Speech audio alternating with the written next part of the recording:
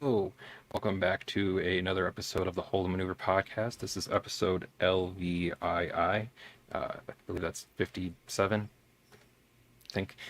This is for the Ahsoka season finale, part 8, the Jedi, the Witch, and the Warlord, but there was no Narnia in this episode. This week we have returning guest Andrea from Coach Beard's Book Club. Hello. And Aspen Webster. What's up? And Kenny Madison from Trek Wars Pod. Like, share, and subscribe. Click that subscribe button. Click that like button. And Mike was taken over by Dark Magick with a K from the Nightsisters. So we wish him well, and hopefully that he feels better soon. So I would say, sorry, I know you've got a whole thing, but I would be honored. I would be honored to be possessed and taken over by the Nightsisters. I just need everybody to know. So you'd want to have your eyes burned out just like Morgan?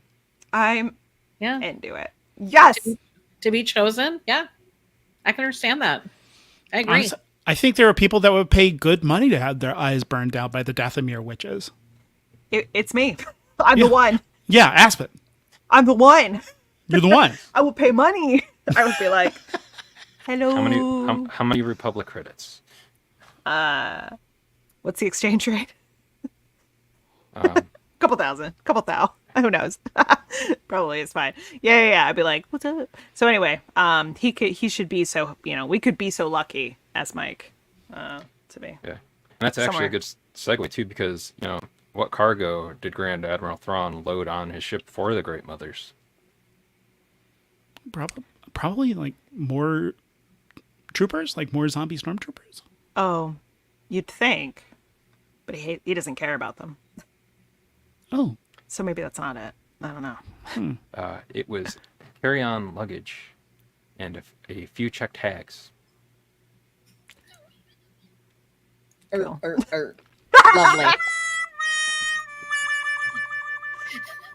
I have to press all the buttons. Oh, cool. No, just gonna...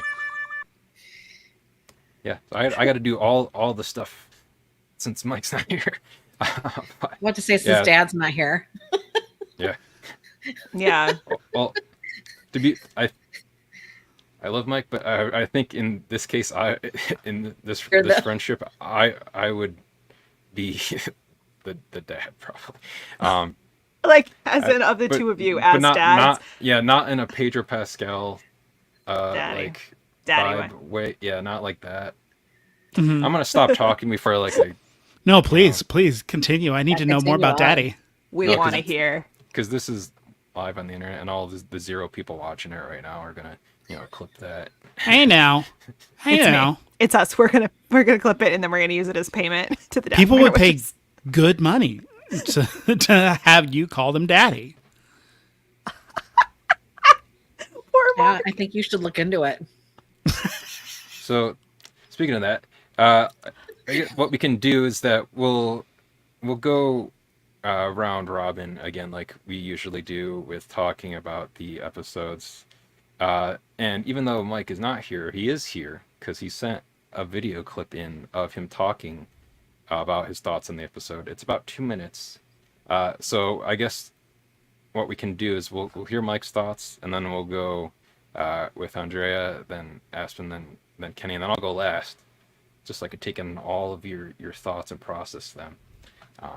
Incredible. And then, so here's Mike's thoughts on the Ahsoka season series. They don't really kind of give us any leeway of knowing whether it was a season or series finale. What's coming? Is there season 2, or is the movie next, or what's? All right. But so here's Mike's thoughts. Coming from the Shadow Realm. Hello, thank you for including me this week in my absence. Unfortunately, the fever is kicking my nuts, and I can't be there live with y'all. I have some thoughts on this. I've included it in our notes thing, so I'm not going to give too many spoilers in my overall review.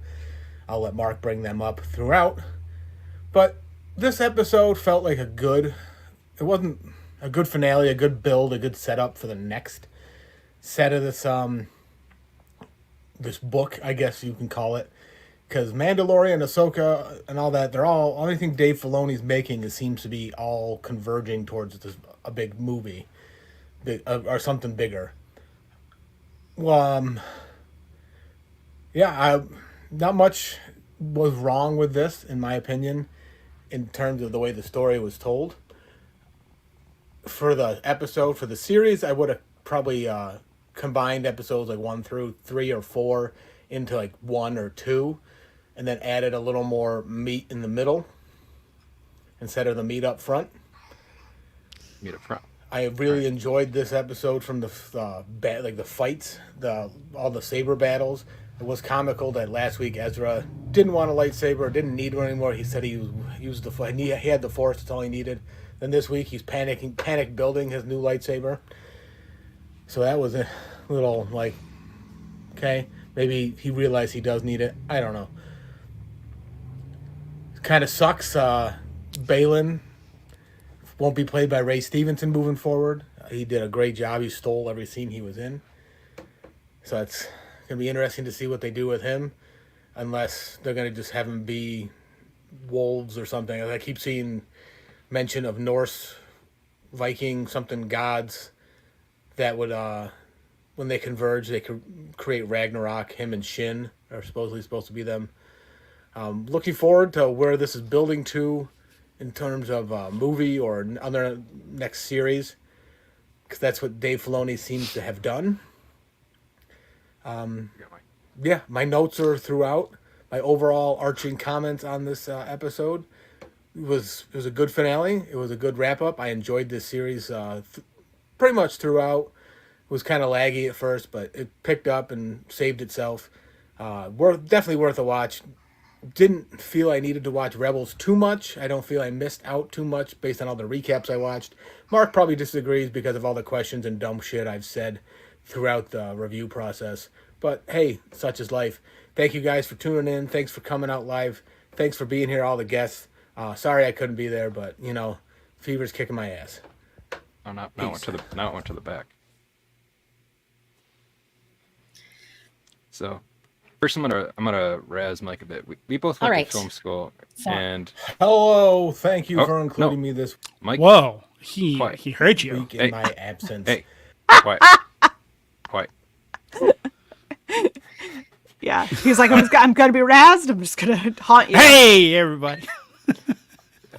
I was gonna make fun of him for his framing in that one spot. I was like, we went to film school, Mike. Why are you shooting the shot so it's like this on your face at that? I will forgive him because he has yeah. You went to film school? Yeah. Cool. Yeah. I think that's exciting. I mean, all it does is give you student loan debt, and then Listen, to get a job you could get without getting student loan debt. Disagree. It gives you valuable social experience that you wouldn't necessarily have otherwise. Okay. be nicer to yourself. Marc. Yes, King, go off. Okay. But yeah, Mike did also send me, although I think this is just what he just said, because on the notes, yeah, it looks pretty much exact. Yeah, so yeah, the notes he put in our show notes are the same thing. So, but yeah. So going from Mike's thoughts, does anybody agree with anything that Mike said? That they're going to bring up in their own thoughts? Andrea's like, I don't agree with anything. I think it was all absurd. There's like a couple of things I'll bring up, but yeah, I'll put a little pin in it. Wait for my turn. I do agree with Mike that some of the things could have definitely been condensed. Yes, I agree Absolutely. with that. Me too. And the Balin comment too. I liked Balin a lot. Or Ray. Yeah. I liked Ray a lot as Balin. Yeah. He was an interesting character. That's the big one, because like we can get into it, but you could tell that Balin had that sort of vibe of like, I'm gonna go back and have a real like come back to the beginning, almost like make it so things never happened sort of like vibe to it. Who knows what it's actually going to be. And so it's interesting wherever he was going with that character, and then just his gravitas as a person. So it feels like such a bummer. But I'm still into Bangs, so she's got the ability to, that's her name is what I call her, Bangs. Makes sense. So she's Chin bangs hottie. Personally, I would like to start the cast Aspen as Balin Skull campaign here. Yep. Aspen is an accomplished actor. You are an accomplished actor. You're you're also a smart actor too. I'm an improviser. Improvising Hey, as acting. I don't That is a memorize. talent. Okay. Well, thank you so much. I will also take your compliments. I will be bulking up and dyeing my hair white. And growing Perfect. a beard. Growing a perfect beard. Oh, I'm so into it. I'm just gonna be walking around and going, "This battle is maybe- my own." Or something. Yeah. And they say maybe I'll shave off half mine. Kenny can shave off half of his, and then we'll send that to you, and then that'll be like one beard. Yeah, absolutely. Give And me then your power. it'll just look like Kenny has a beard if he looks like one way and looks like he's clean shaved. Sexy. That's how it'll work. That's how it works. And I'll give you my gray hair. Oh my god, And thank then- you. There we go. Oh my god. This is perfect. I'll remove all of my stuff. Voltron Look at the beard. teamwork. I love this. What a supportive group of people for this reasonable task. Yes. Did you say a reasonable task? A reasonable task. Did Yes. now? Yeah. Okay. There. I was gonna be like, that's like a Kenny level pun. I don't. Nope. Even know how it's up. In terms of raisin puns, I would personally do something that's a little bit dried out more. I mean, that is very prunish of you. Oh my god. I'm gonna throw up. Yeah. So, Andrea, what were your thoughts on the episode? I unfortunately was not happy. I was not thrilled. Let me start with saying I adore Ahsoka. She is probably, well, I don't want to say she's my favorite. I don't know. She's up there. She's one or two favorite characters in all of Star Wars. I think and I also, then probably if she's one, two is Anakin and Vader, or if he's one, she's two. It's the two of them. I love both of them so much. And everything that they gave us in the show wasn't enough for me to love it. I was just disappointed. I thought this finale was even more disappointing. I was just like, I don't know. I was very disappointed. That's all I'll keep saying. I don't know. I was very disappointed by the whole thing. I thought that they kind of started a lot of interesting lines, right? I think the zombie stormtroopers, a lot of the callbacks and things to Rebels, a lot of interesting things going on, and just a lot of them never went anywhere.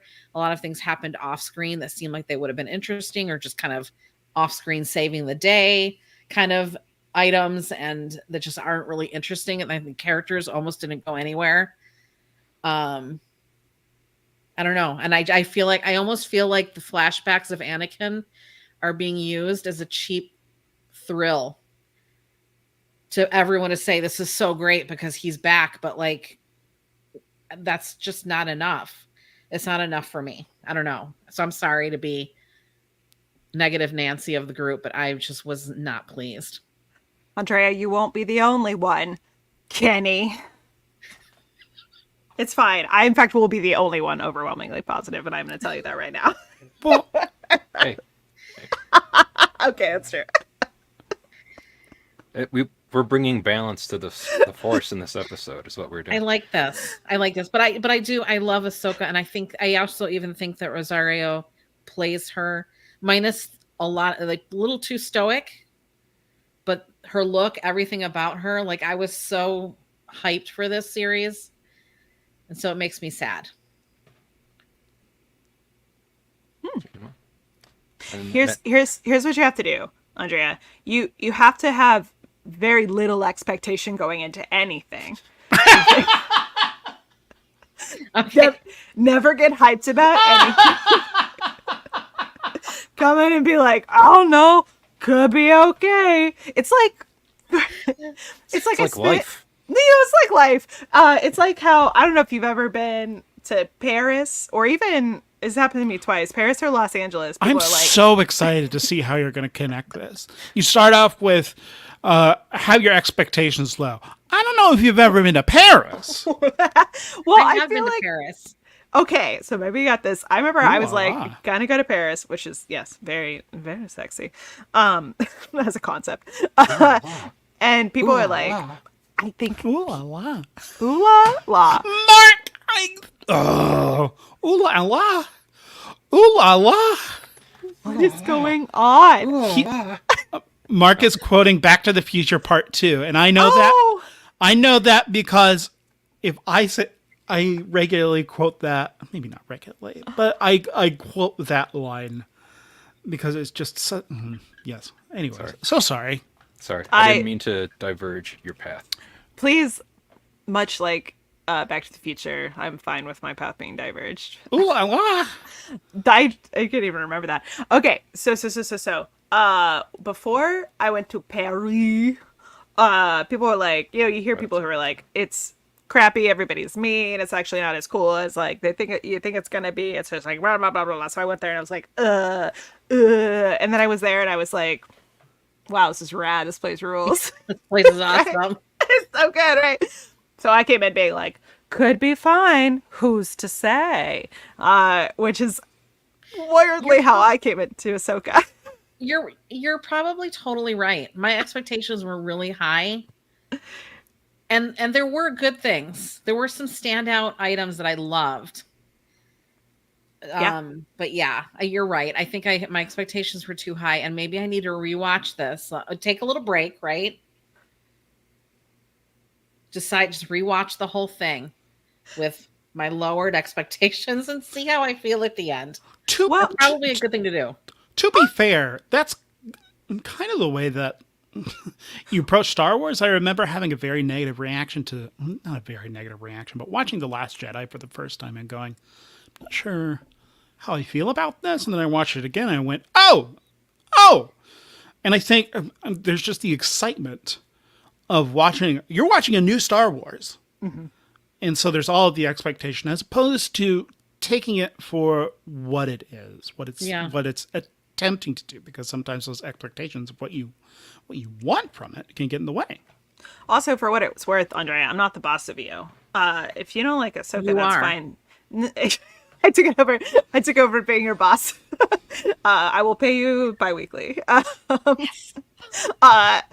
But it's like, you do you. I respect your opinion. It's only Kenny I'm mad at. Don't worry. Love that. I love that. It's just like yeah. Anyway, but there's an interesting, because I'm like half joking about coming in. I think because like you, I do really love Ahsoka. She is my favorite Star Wars character. And I think I had a bit of a feeling like, who knows, could suck, could not. And so that I think when I really liked it, I was like, this is nice. This is pretty chill. I'm like into it. I'm having a good time. So it could just depend. Yeah. Maybe a second watch. But not to step on your space. No, not that was very helpful. I appreciate it. No, and you were fine. None of your comments were overboard.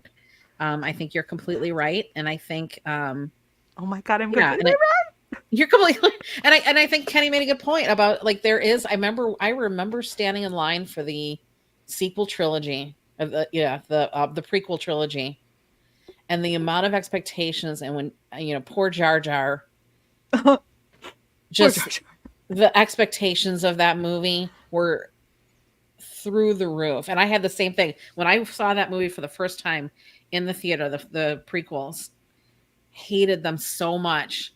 Rewatched them at home later on video. And I was like, okay, these weren't as bad as right? And again, it was because it was the first Star Wars in however many years it was. And the expectations were like unachievable. There was no way he could have produced a movie that would have made people happy.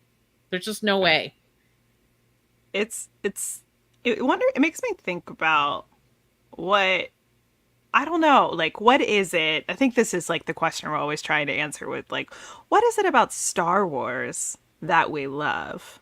Like, what is the thing? And ultimately, you know, I feel like Kenny and I always come back to Andor, and we're just like, you know, that's a very special kind of thing because it's a very different type of story, and it's still very Star Wars. And I think what I'm getting at is like, there is a difference between like looking at something and being like, this is a Star Wars, versus like looking at something and objectively being like, this is a good piece of art.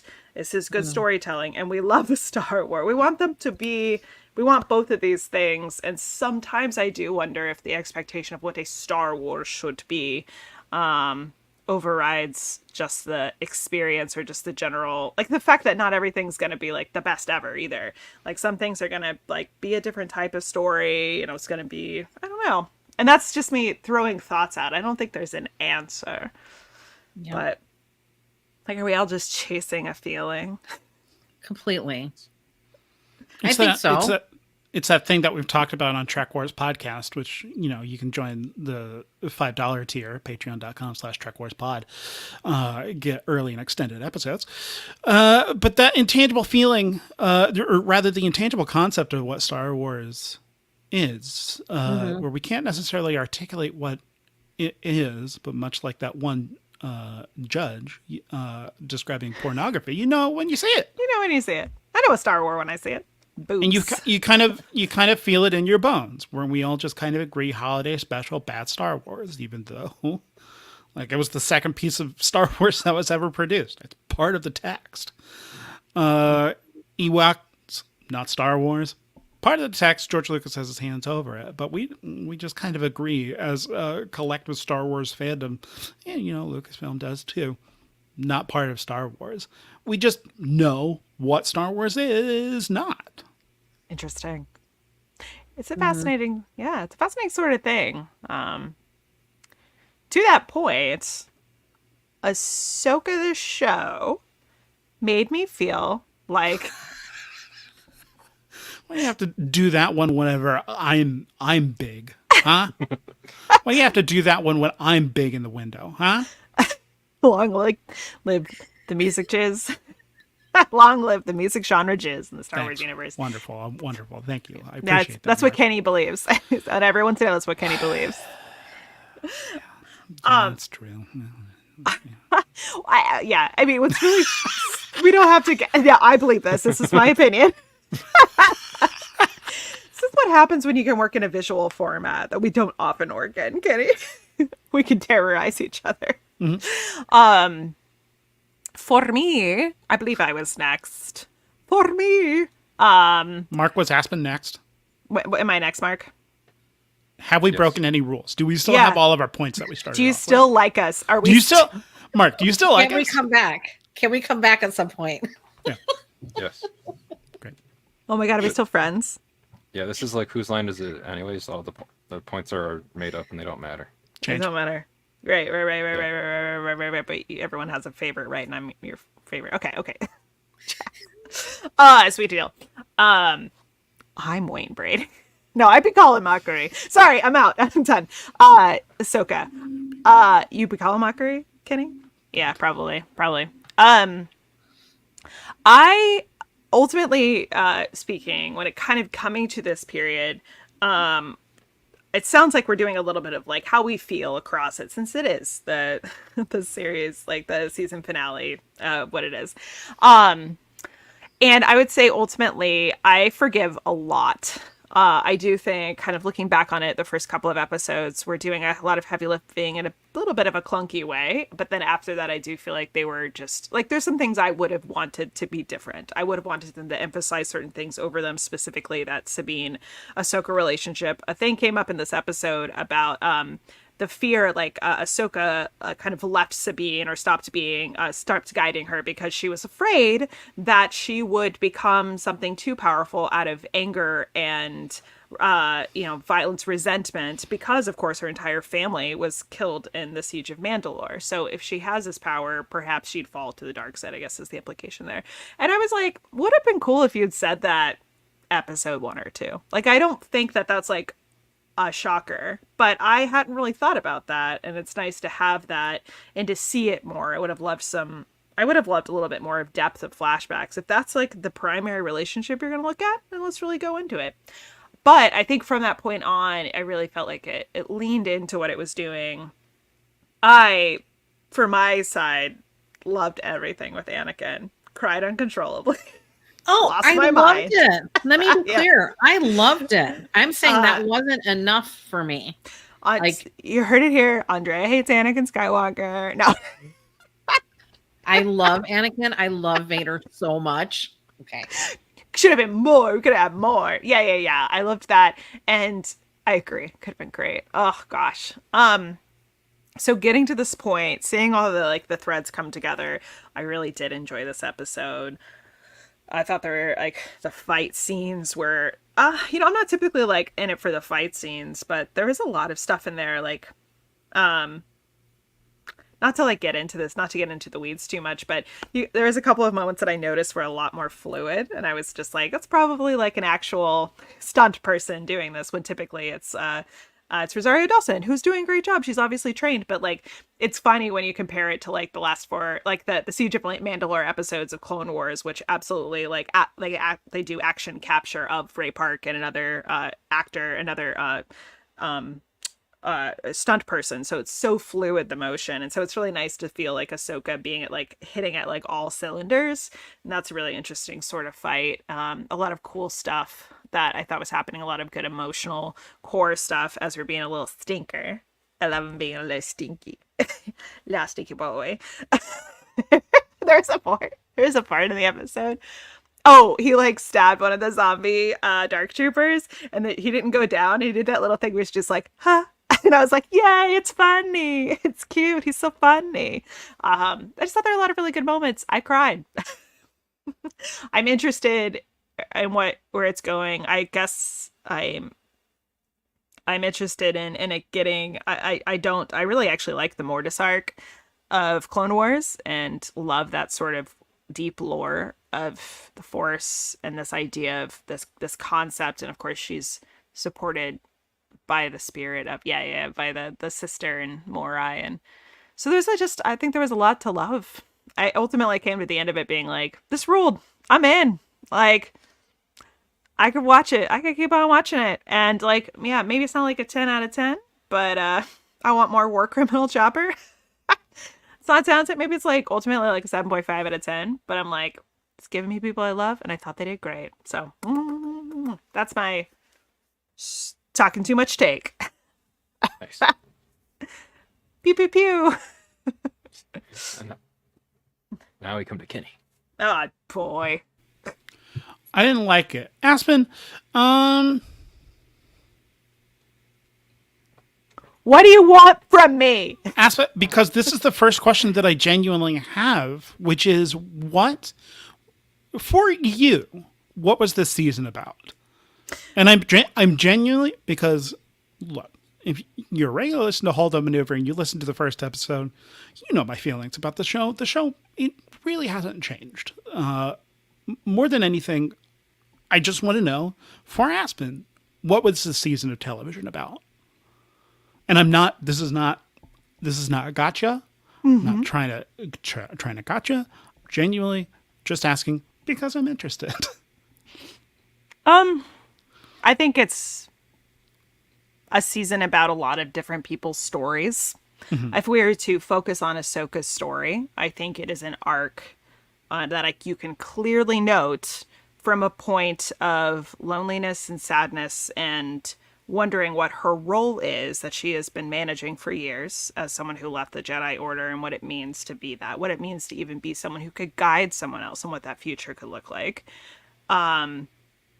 A lot of fear in herself about what she could be, projecting that onto someone else. And then I think actually feeling the arc of embracing this power that is hers and the true power of that connection with others, which ultimately is pretty, the Jedi Order to me was always a problem. And it's too caught up in the politics. It was actually about separation. If you start to get into the idea of they take the idea of non-attachment to an absurd degree that is actually emotionally damaging. And it's almost like like felt like she was pulling in of like what it means to love and to believe in and to be in these partnerships and connection because of what she's been through, and taking this, and not just for like the Jedi, but like almost like redefining what it means for her. And I've always loved that about her, so that's why I'm clinging to it. And you could see this Gandalf the White arc of like what she becomes and who she is in this like new era of like this new season of her life.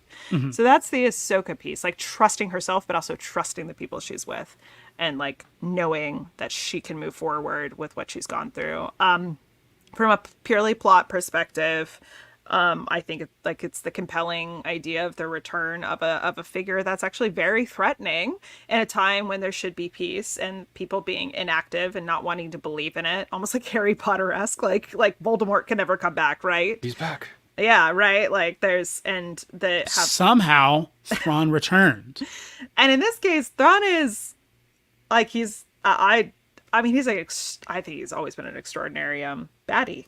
So there's something very compelling about his like lawful evil, and also Dathomir witches, my favorites. Now, what are the Dathomir witches? Oh boy, you're putting me on the spot a lot. I'm so sorry. I feel like I'm like taking up a lot of space from people. I understand, but there are. Look, I can and would love to go at length about how poor I think that this show is. And I genuinely think that Dave Filoni needs a break from Star Wars, because I think that he loves it so much that he is treasuring every tree but not looking at the forest. And a great point, I think it was in the first episode, either that or the follow-up episode that we immediately recorded because we needed to decompress, is this notion of, because I find the show completely inaccessible, and I say this as a person that's watched all of Rebels, and also this show is not for me. This is for people like Aspen. I think there is a large contingent of folks, maybe Mark's being a very quiet boy. I don't know. Maybe Andrea, an Ahsoka fan. This show was made for, you're right, this show was made for me. It just didn't give me what I needed. In which case, I love to do a very unfair thing to art, which is, what is its function? Art doesn't need to have a function. Its function is to just exist.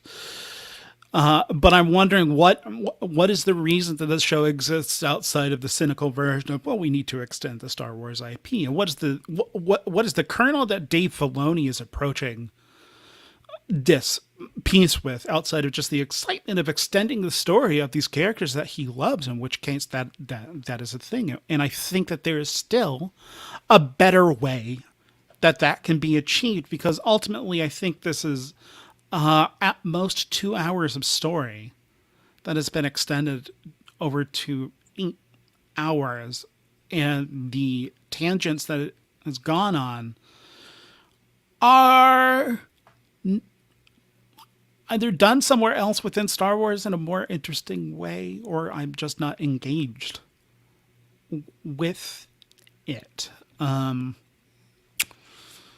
The political machinations of the New Republic could be interesting if it wasn't for the fact that Andor was trouncing it. The lightsaber choreography could be interesting were it not getting trounced in the movies. I don't know. I think my immediate thought is, who cares? Exactly. Like, I got a show that I liked, that I had a lot of fun with, that extended character stuff that I liked. I don't need it to be better than anything else. And I was thinking about this while I was taking a shower, because I do take showers, and I want that to be on the record. If you could write that down in the little chat box. Lies. Prove it. Mark, just a response that I take showers. Prove it. Take a shower right now. And I was wondering more than anything, because perhaps this is just going to be a very cerebral diatribe that I'm going on, because, look, make no mistake, I would very much love to poo-poo all over this show, but I don't think that that's a compassionate thing to do. And I would rather be a good person than a compassionate person. I am understanding, why do I have such a... thank you. That's not... All right. Bring back jizz music, please. Poo poo pee pee. Can I? Well, can I come in with a? Can I Yes. interrupt? If I could just complete this shower thought real quick, and then we can Yes. pop over to Andrea. Let me navigate the podcast for Mark. And I'm wondering. Oh no, honey, come back! Marcus, Come back, sweet pea. he's like, is this my podcast or is this the Andrea Kenny Aspen show? No, come back, Mark. Come back. This was a He said mistake. keep- He's like, this was a mistake. Okay. He'll be back. Okay. But I'm having the shower thought because I'm on record, and Aspen can confirm this, and Andrea can confirm this because Andrea has been my chat buddy while we're watching Ahsoka. That's been great. And I'm trying to wonder why I'm having such a vitriolic reaction to it in a way that I haven't reacted to Star Wars in a very long time. And I think the answer boils down to probably my pretension because I know how good Star Wars can be for me. Whenever you have the highs, whenever Star Wars is firing on all cylinders, it is a transcendent feeling.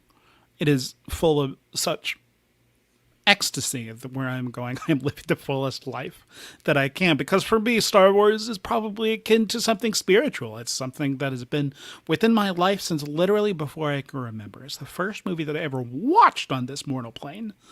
So I have such an intimate relationship to it, which is probably why whenever something is subpar Star Wars and I have committed myself to watching it, it fills me with such vitriol because I endeavor it to be gourmet food. And also, like Aspen said, not every single thing can be the bear. Not every single thing can be a 3-star Michelin restaurant.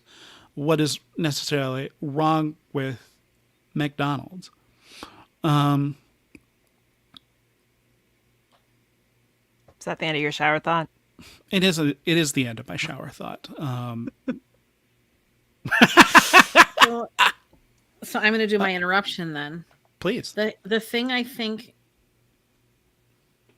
Aspen hit a point that was Aspen an aha Webster. for me. Yes. That was that Ahsoka was kind of, I don't want to say the anti-Jedi, but she was a different kind of Jedi. And that is one of the things I really loved about her, was that she was making her own rules, right? She was doing all these things. And I think I felt like this show brought her way too back into being a Jedi. Like she was saying all these Jedi things and, you know, like, I don't know. It just felt like she was like, well, no, I'm a Jedi and I'm going to continue to teach and be a Jedi, even though she was, right? Like she was saying, you know, I think there were great interactions with her and Huang where they were like, you know, he's like, she's not a Jedi. She's not a traditional Jedi, just about Sabine. Right. And Ahsoka is like, well, no, that like that's kind of one of the mistakes about the Jedi Order is that they're looking for this specific person where the Force is in all of us and all this. And so like, there was all of these things that were against the Jedi, you know, not against, it's a cute, like, it's not against, but just a different way of looking at being a Jedi. And I felt like this show just kind of like, she just was falling back on being a Jedi. And that bothered me. It's also extraordinarily difficult whenever I am having to do so much work of deciphering what the heck the characters are feeling. Because it feels like the direction, as I said before, it feels like they're being directed to be stoic. Because I think that is they understand that samurai movies are cool. And so they're being directed to do it like samurai movies. Thrawn even calls her a Ronin. Exactly. So just such a funny, I was just like, so do Ronin exist in this galaxy? Maybe they do in that other galaxy. Which just tells me maybe it's ours, and that's Iceland. They're like, hey, they're a Ronin.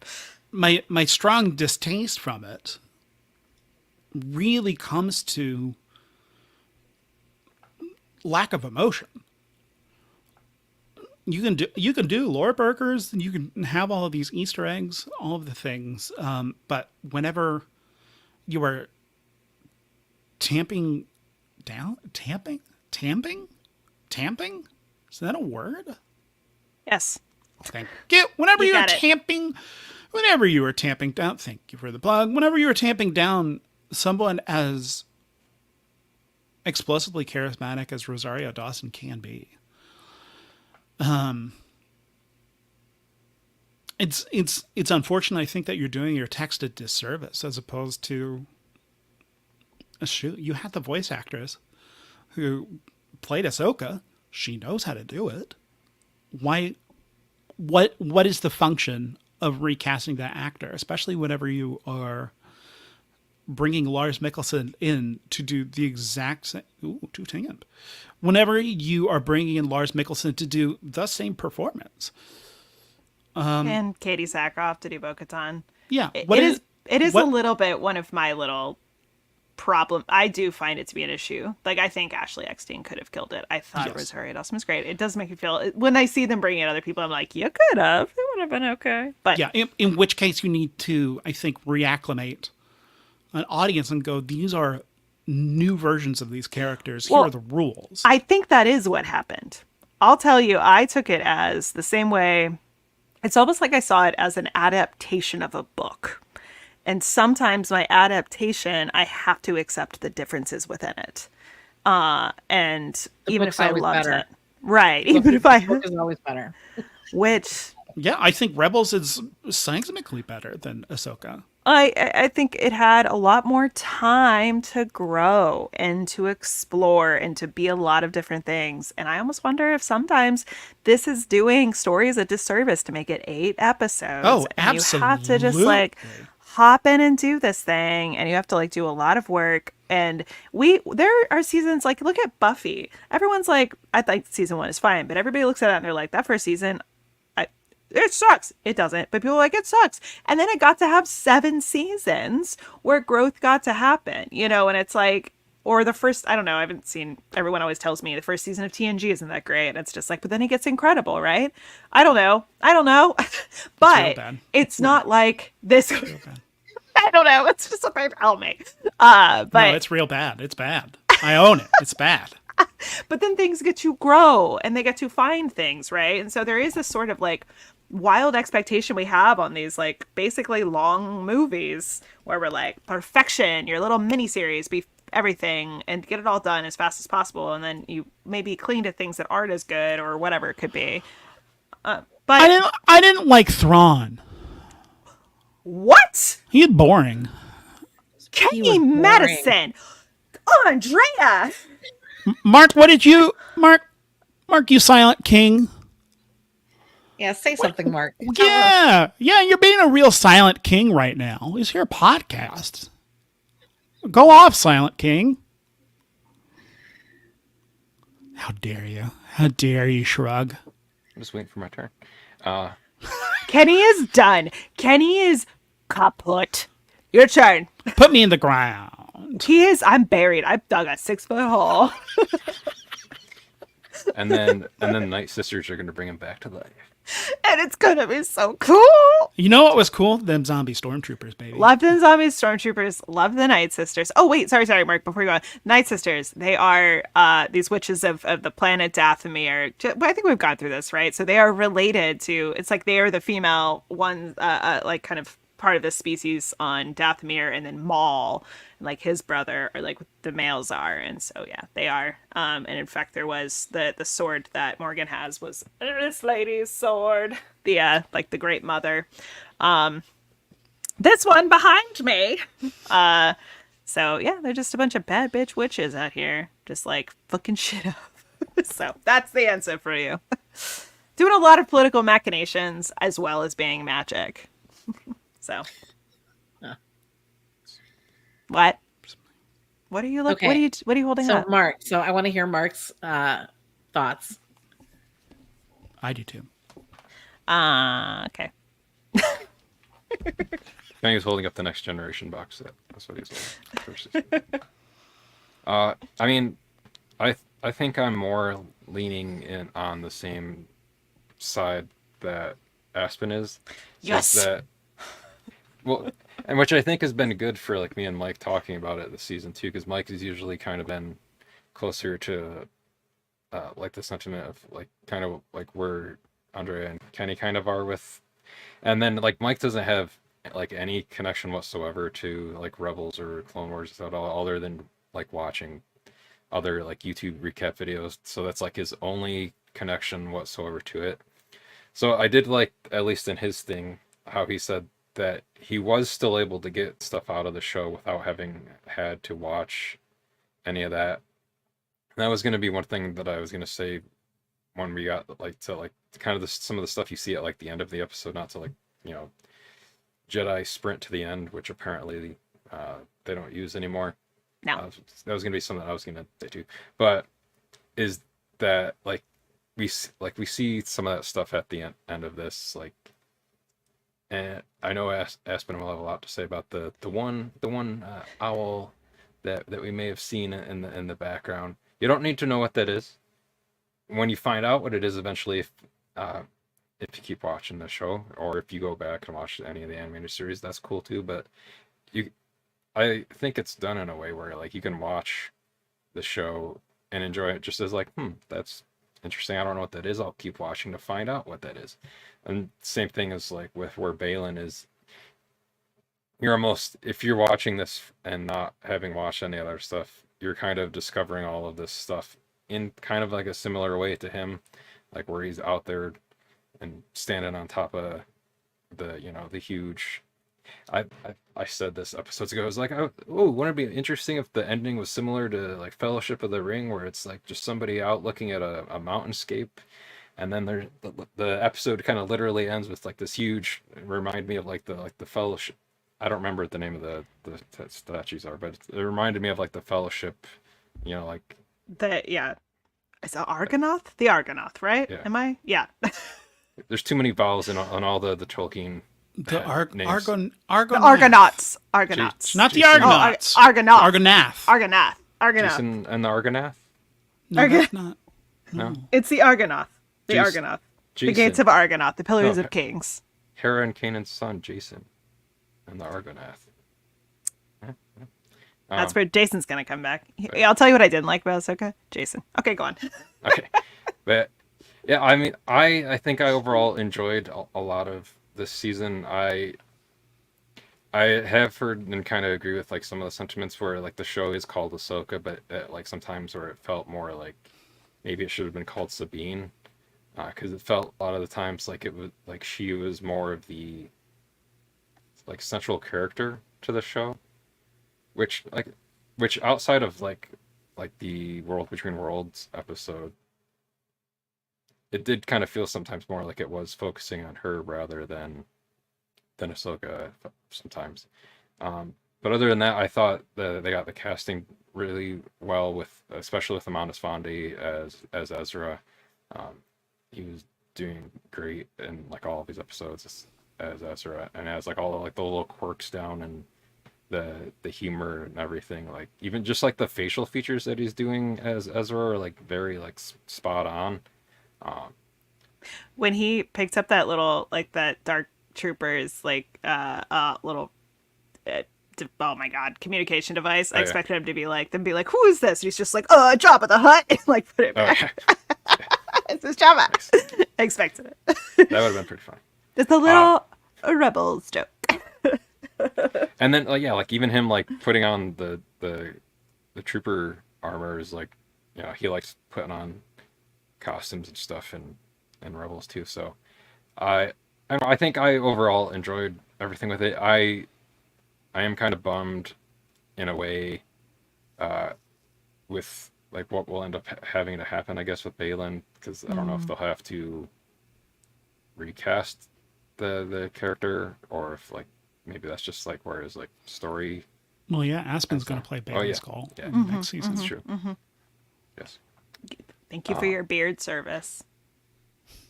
But yeah, I think as far as for me, I liked the finale to it. But so what we'll do now is that we'll go into like our recap of the episode, kind of touching on some of the stuff we didn't already talk about, and like touching on some of the things we may have not already covered. But the thing like with the episode, how it like started to is with Morgan getting her kind of reward for helping the Great Mothers. And as we said, I don't think we were live yet at that point, but where Aspen said she would pay money to also have her face burned and to get her reward to become part of the Great Mothers and the Nightsisters. Turn me into a Nightsister. I'll walk around going, sisters? I could, sisters? I can only assume that she got her eyes burned and now she can see many things that mere humans cannot. The end. So yeah, I would like that. I would like to have smudgy face. It just looked like she'd been crying and all of her mascara had run down her face. Yeah. Because as we know, Nightsisters wear a lot of mascara. Oh yeah, they're out there. They're out there like setting the tone, doing the cool shit. And when she got the sort of Talzin, right? Talzin, yeah. Yeah. That's this great mother behind me, Talzin.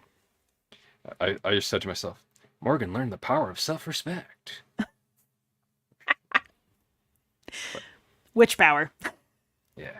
And then I know Andrea had a few notes like about that scene with her there as well. That was one of the highlights for me were the witches. I thought their presence on screen was really great. They were right characters that I love from Rebels. I thought they were well represented in this show. I do wish there was a stronger show of power from them. Yeah, they're Like very powerful. We haven't really seen everything they can do. And maybe this wasn't the time to unleash everything, which is understandable. But I mean, the zombie stormtroopers, I think we've all agreed, were pretty badass. And those are from the witches. But it is a good point that it's like, it's almost like, in like superhero movies when you're like, we could have brought in that super powered person to come in, but I think they would have just like finished it too fast. Then do that. And catapult through the story. Or alternatively, they are powerful, but they're not that powerful. Like, they're pretty powerful, but like reanimating a whole bunch of corpses takes a lot of power. Could have been, yeah. Mm-hmm. I mean, They got beat in Rebels too. Talzin is dead. Like, so there's that. And they don't have unlimited. Exactly. Yeah. So. Exactly.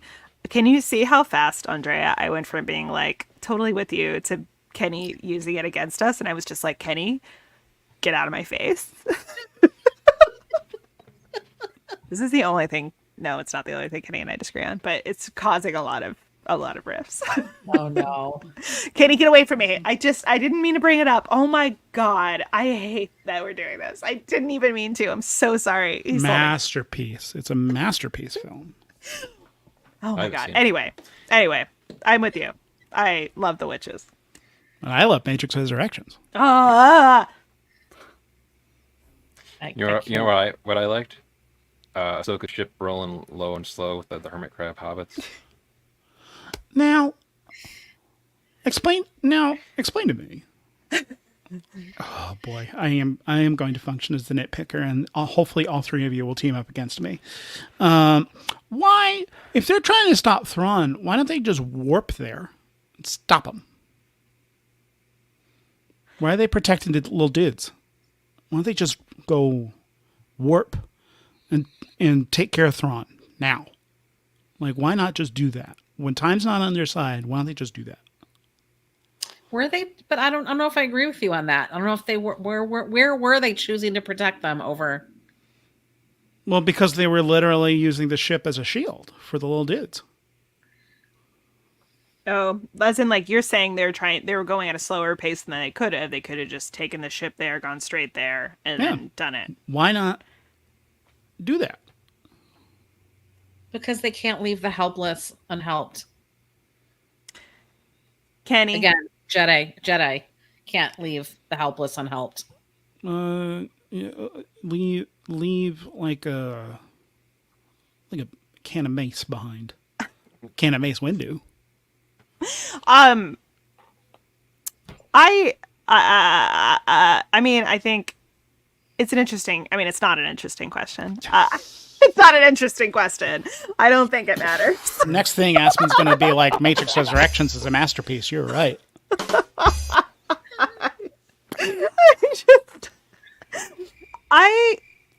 I'm gonna be nitpicky back at you.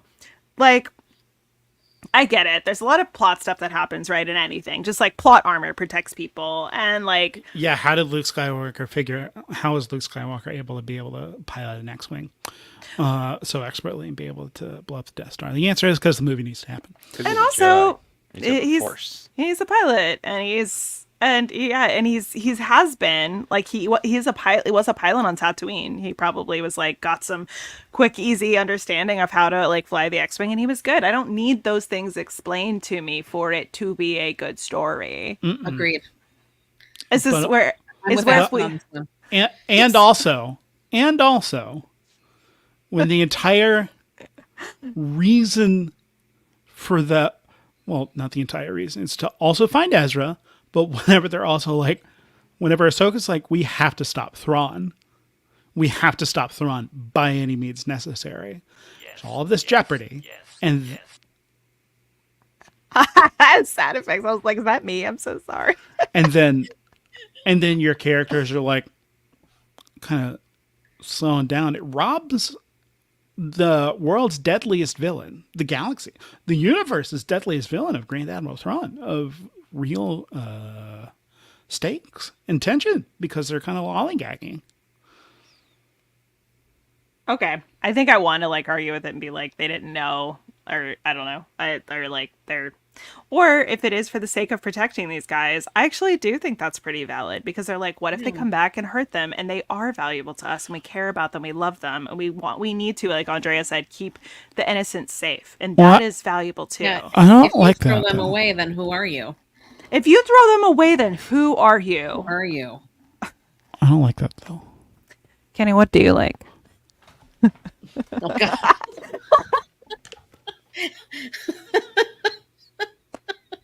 A bad that movie, away. great. Great. It's a great movie. It's a great movie. Crazy that it exists. It's a subversive masterpiece. That also speaks to how to exist in an increasingly terrible hellscape. Okay. Yeah. We do not agree. Do not agree. I'm sorry. Everyone will be with me I in haven't seen 8 it. years. Mark. I haven't watched it yet. Oh, you're going to agree with Aspen and Andrea. For sure. I don't know. We'll see. No, you It's- will. It's been sitting over there on my shelf for like a year plus. I just haven't opened it. You and need to watched watch it. It's great. Oh my I'll God. watch I Anyway. watched it, and I was just like, this must be how people felt whenever they watched Mad Max Fury Road for the first time, because I was electric. That is how I felt watching Mad Max Fury Road. Actually, speaking of the first time something happens, I know we're doing a recap, Mark, but there's a segue here. Skipping ahead to Sabine, I think there's a bit about she uses the lightsaber a few times. She doesn't have the same skill set that Ezra and Ahsoka have. She's still trying to, and there's that great bit about, again, not to step on anybody's notes, about like it's being a Jedi, or it being like connecting to the Force isn't actually all about lightsabers, which I agree with 100%, and I'm super into as a concept.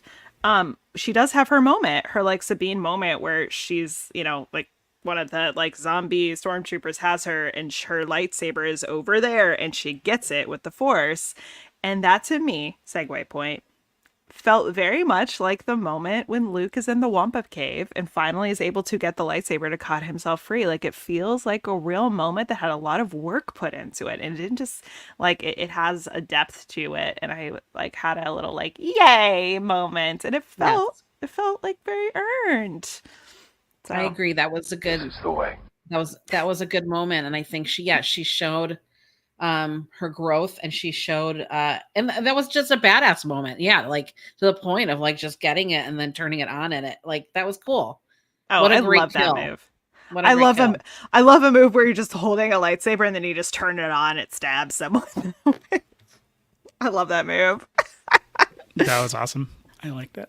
Oh, Okay, we got something. We got something. Yeah, I just thought of that segue. I know again I got us off course, but that was Lightsabers pretty are cool. great. Yeah. Lightsabers, they're pretty cool. They're pretty cool. They don't make a Jedi. They don't make a Star Wars movie, yet they are still pretty cool. And yeah, I do have that in the notes too. But and I liked because I remembered that like Kanan said almost that verbatim to Ezra. I think like in season 1 of Rebels, where he said, "Having a lightsaber doesn't make you a Jedi." So and I think it was almost like word for word. So I thought that was kind of interesting. Oh, and the So- Kanan references. Oh yeah, the there's a ton Caleb of Kanan references. Dune. Which, again, not to like jump ahead, but like when Sabine saw like at the very end when she was looking out into like the the night sky, I had thought maybe like she was gonna see a Kanan Force Ghost, and then I was like, well, that's not gonna make sense because she doesn't really. I mean, she kind of had that connection with Kanan, but like if that would have kind of made me like slightly upset because I was like, if Kanan's gonna show up to anybody as a Force Ghost, it's gonna be Ezra. Ezra, yeah. Yeah, or his son Jason, Sure. but Also, or his kind of like common law wife Hera.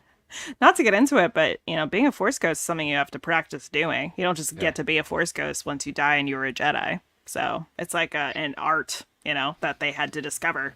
My cousin Ray's a Force Ghost. Oh yeah? Yeah, Tell me more. you did it. I killed them. Yeah, he just became a Force Ghost. He's cool. Does Oh. he run an occult bookshop in New York City? Yeah, that's right. Is it called Ray's Occult? Yeah, that's what it's called. Yeah, Nice. they got one. I'm ready to believe you. Yeah. And a point towards the lack of like, so you brought up that scene where she's looking out, right? And she's like, I see something. And, Ahsoka turns back and she's like, what do you see? She's like, I see something, right? Then Sabine walks away and then Ahsoka sees it. And Sabine turns around and just looks at her. And like, there wasn't a moment of Sabine being like, what do you see it too? Right? Like almost this, like, I don't know. It was just kind of like they were both like giving each other a moment to stare. And then no one said anything. I'm like, well, I don't know. That just felt so weak. I'm sorry. I actually feel like, for what it's worth, I have the same feeling about everybody's acting in this show that I think I had about the way Brie Larson played Captain Marvel, where most people are like, not enough, and I was just like, I think she's doing a lot of work. And Freaking love Brie Larson as Captain Marvel. I think Captain Marvel Yeah. is a very underrated film in the Marvel canon. Yeah, and that's not to say me bringing that up doesn't like, I'm sure other folks agree with me too, but I've been kind of coming at it from that perspective where I'm like noticing a lot that's like happening in faces, and so moments like that, maybe even though they don't say it, I can tell that there's maybe a moment of connection. So, but a different kind of story like Rebels is going to have a lot less, like I hear the points of stoicism for sure. There's a lot more of like, versus like in the original stories, you Yeah. have more of people being like, what's that? Like, and that's adaptation. I'm saying that to Kenny. Go out of my face. You're There's right some- about, I have to agree with you about adaptation. We can't look at it all as, yeah. Anyway, go ahead, Mark. Sorry. Well, I was gonna say some of that is maybe just like the era of acting too, like depending on like because how people would act on screen, say like in different eras of film. I think can be like partly to that too, as far as just because of the different technology that's available to them. So some people they would have had to like way overact like before there's sound, because that's all they can do to act. But then they do get sound, and then they're like, oh wait, I don't really know how to act with this. Like, and if people want to watch a movie about sound becoming on film, you could watch something with Princess Leia's mother, Debbie Reynolds, called "Singing in the Rain." Well, see, I'm tying this back to Star Wars, which is a musical about sound coming into film.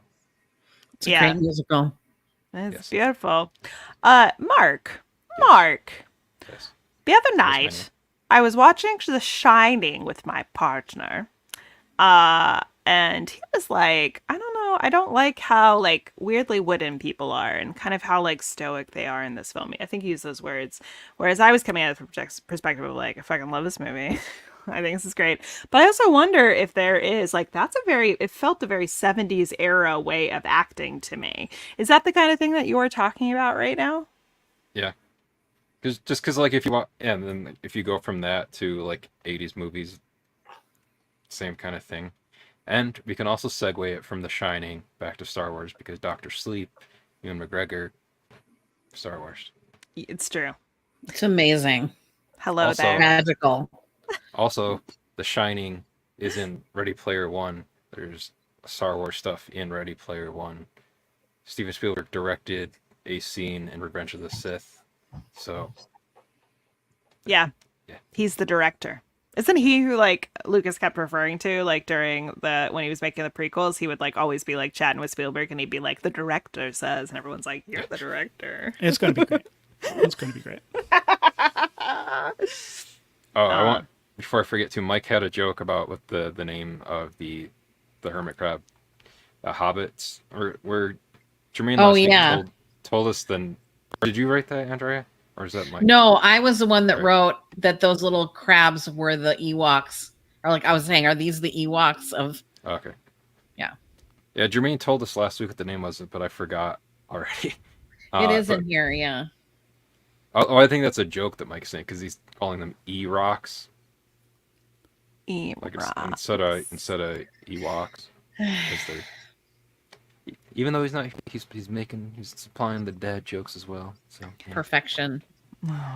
And we kind of touched on it, but with talking about the lightsabers, but I did like that Ezra was building a new saber here, and I didn't even think about it until Mike said it, but it is kind of interesting. Like last week, I was like, oh, I don't need a lightsaber, and then this week he's like, maybe he just thought it would be better to have one too, in addition to using the Force this week. Now that they had a little bit of time, he didn't have a lightsaber, so he had to practice not having a lightsaber and perfect the skills, and now he has access to lightsaber stuff. So he's like, I'm gonna make a lightsaber.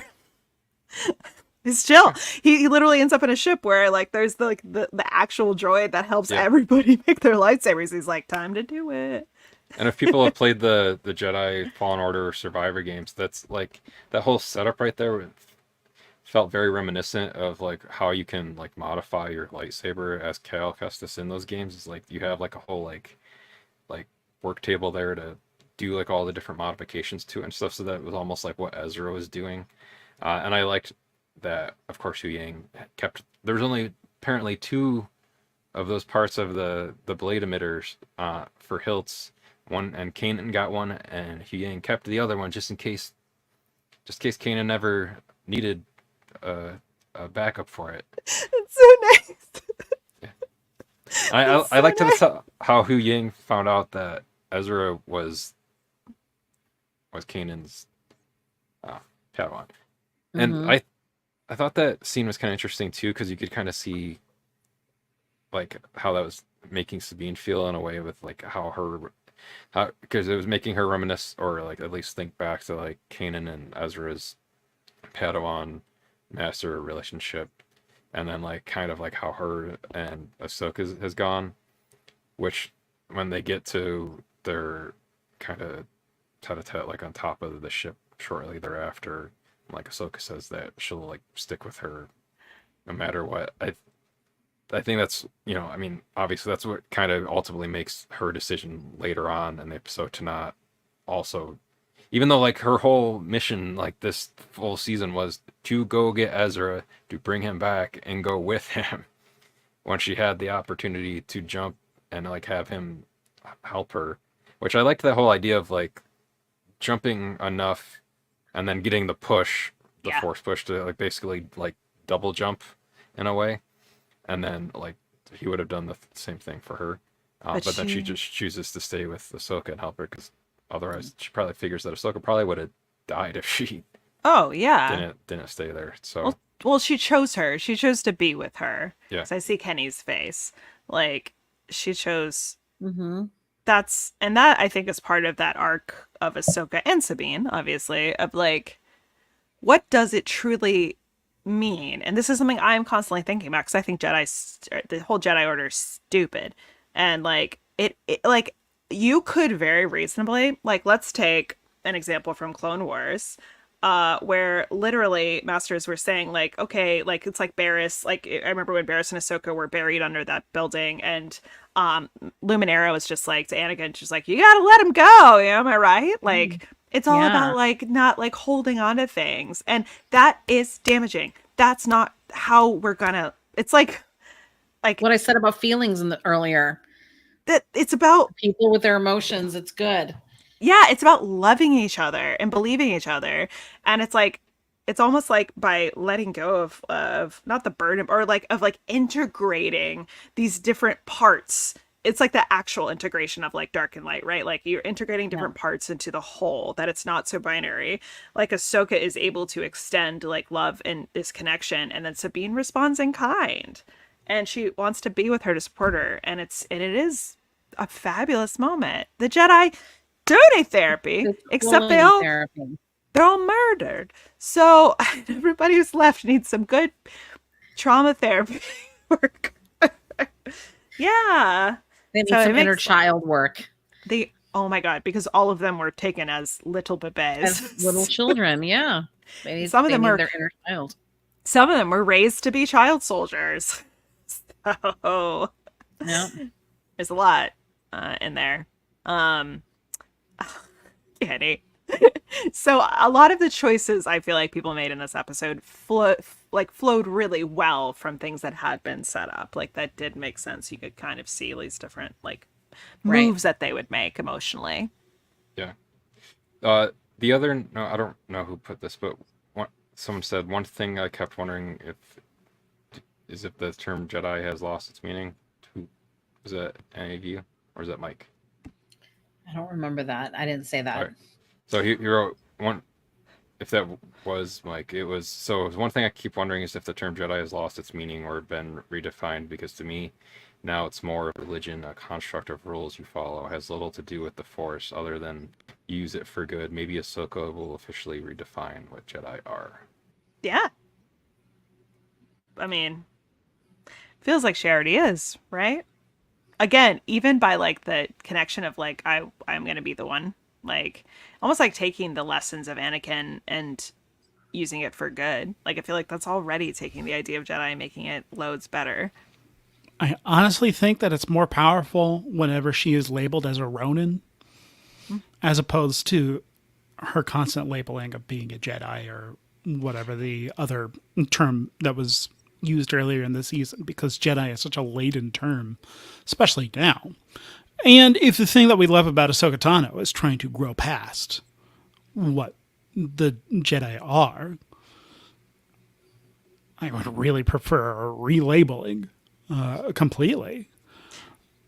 I don't disagree. In the first episode, I kept being like, stop calling her a Jedi. She's not a Jedi. She actively was like, I'm not a Jedi. So, and it's come up a couple times, but it almost feels like for the sake of just like ease, that's the term it keeps getting used. And I would have liked a real total, like, you know, Bakken Jedi. There you go. Yeah. All right. Or like an actual Star Wars in-universe term for a Ronin. You know, something. Yeah. Why not? I mean, why not just use the term Ronin? That's fine with me. And like, as much as I loved Huang, like, great shout out to David Tennant. But like, why would she be hanging out with this like totally pro Jedi, like by the book? You know what I don't know. Like, why was she hanging out with him? The only thing I could think was, well, because I mean that's like her, like literally like her only connection that's left or alive. Yeah. At that's this point, true. That's true. Because Obi-Wan would be gone at this point. Anakin is gone. You're right. Her only friend. She's like, I just need one friend. He's like a walking audiobook too. You can tell her the history of the galaxy, part 1, 2, and 3. Yep. Part 1's the best, obviously. He can reenact Doctor Who for her. Yep. He did arrive in canon within the Star Wars universe. In the books, he did arrive in a big blue box. I don't Okay. hate it. Yeah, I don't hate that either. I kind of love that. It's like every time there's a Doctor Who reference in Good Omens, you're just like, this is nice. I'm having a nice time.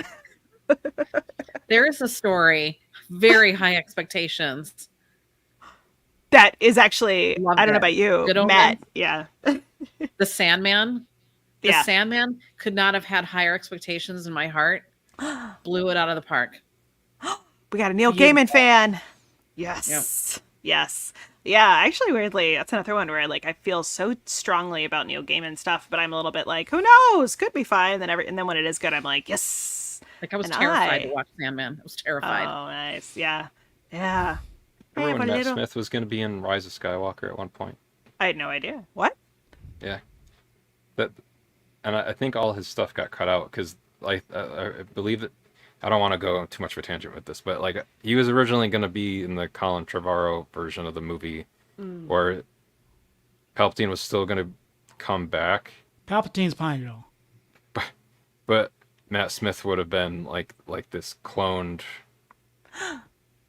like younger version of Palpatine. That would have been I don't remember Palpatine in that script. somehow he returned.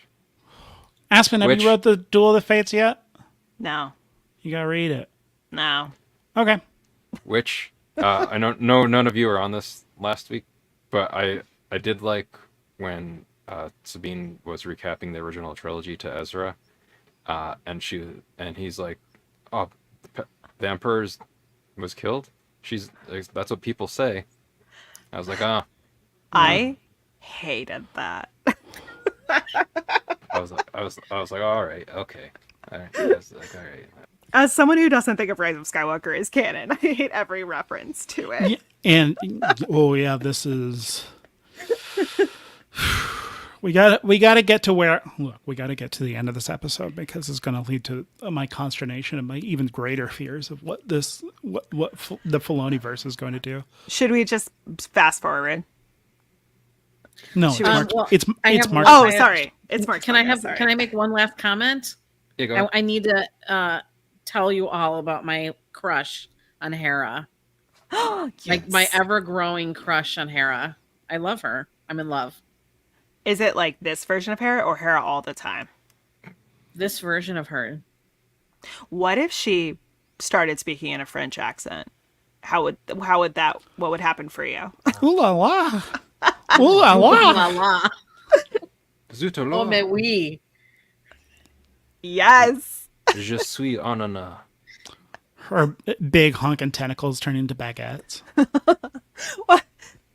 Twi'leks have French accents, canonically, Kenny.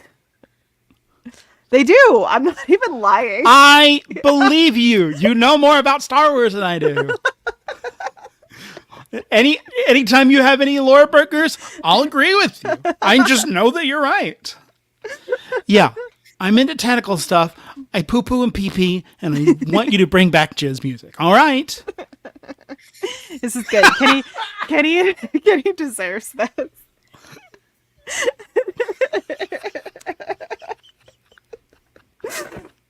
Yeah. Cool. Agreed. Agreed with Andrea. I can move through some of this stuff fast for you guys though too. Mark, honey, this is your podcast. You move exactly how you want to. You go off, Silent King. Mark, honey, don't let us tell you what to do. We're not the boss of you. I was just gonna say I liked Ezra and Ahsoka holding up the ship after the TIE attack. I liked them working together with that. Mike had a note of. Oh god.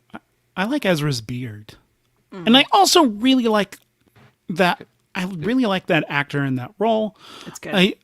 It does feel like he's being asked to tamp down his charisma as well, but he's given me more of what I want from the show. And his piercing blue eyes that are hypnotizing like the Hypnotoad, Kenny. I'm so bewildered by it. If you're going to give a guy context, make them match the actual characters. Make them Violet.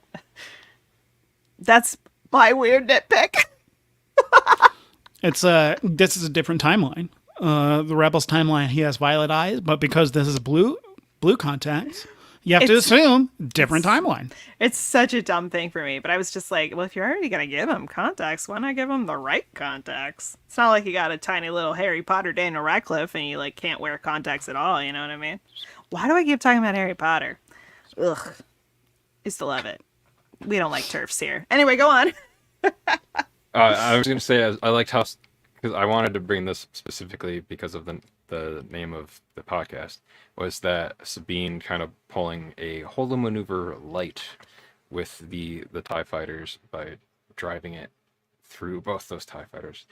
And then I liked how like she just kind of like was walking away from like the downshift, like took care of it. I did it. And Ahsoka looked pleased by that. She was like, great job. Gentle spaceship crashes that happen.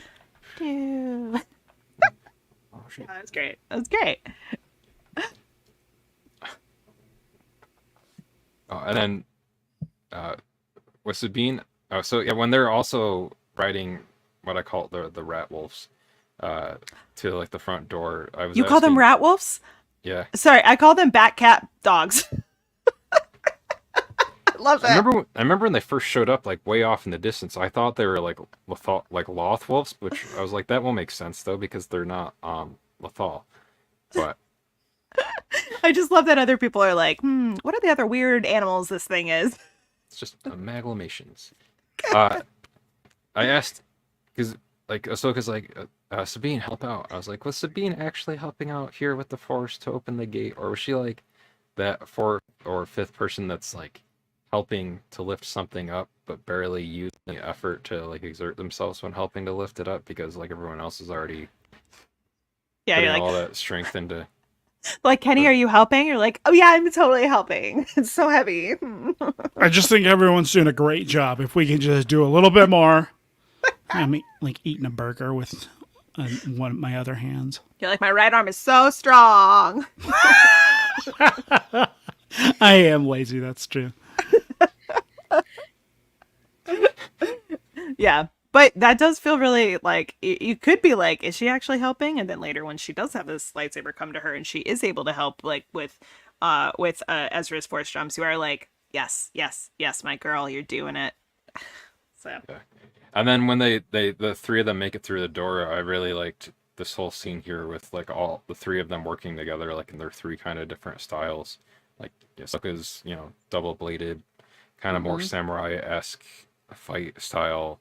Ezra's, kind of mix of using like the Force, like the Force pushes and whatnot, and a saber, and then Sabine's kind of Mando Jedi stuff where she's using all of her tools of her trade together. Sabine is walking as a Mando turned Jedi so that Grogu can run as a Jedi turned Mando. That's right. Because we all know how funny it looks when Grogu walks, so imagine what it's going to look like when he runs. Like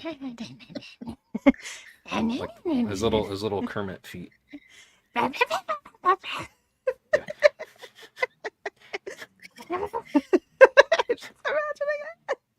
I love it. And then, I know you had a note about that scene too, Andrea. I did. What did I say? You said this was one of my favorite fight scenes this season. That was one of my favorite fight scenes. Yeah. I'm gonna admit something that's probably gonna anger people, and I apologize, Aspen. It's The fine. last episode, I fast forwarded over a lot of the fights in this finale episode. I thought the fights were all magnificent. I'm Well, also thank you. not typically a fight person, and so I'm not. Yeah, I'm not mad. Yeah, agreed. And then, see, this is why I was questioning if this was Mike, because this doesn't seem like stuff Mike would type. One of my favorite saber battles now, so aesthetically pleasing. I think that was Kenny. Kenny, I didn't write any notes either. I have them all right here in my little brain. Yeah, I find all of the fights. I find all of the fights in Ahsoka completely lacking in tension, and that's what aesthetically pleasing means. That's not what aesthetically pleasing Yeah. means at all. It's like tempting to tamp. No, that's not what that means at all, Mark. No, that's not what that means. Aesthetically pleasing and bad are the opposites. One is liking it, the other one is not liking it. And I didn't like any of the fights because they meant nothing. Though it was cool whenever they were fighting the lightsaber and the one sword. That was cool. That's it. That's all I'm willing. And also the zombie stormtroopers. That was pretty cool.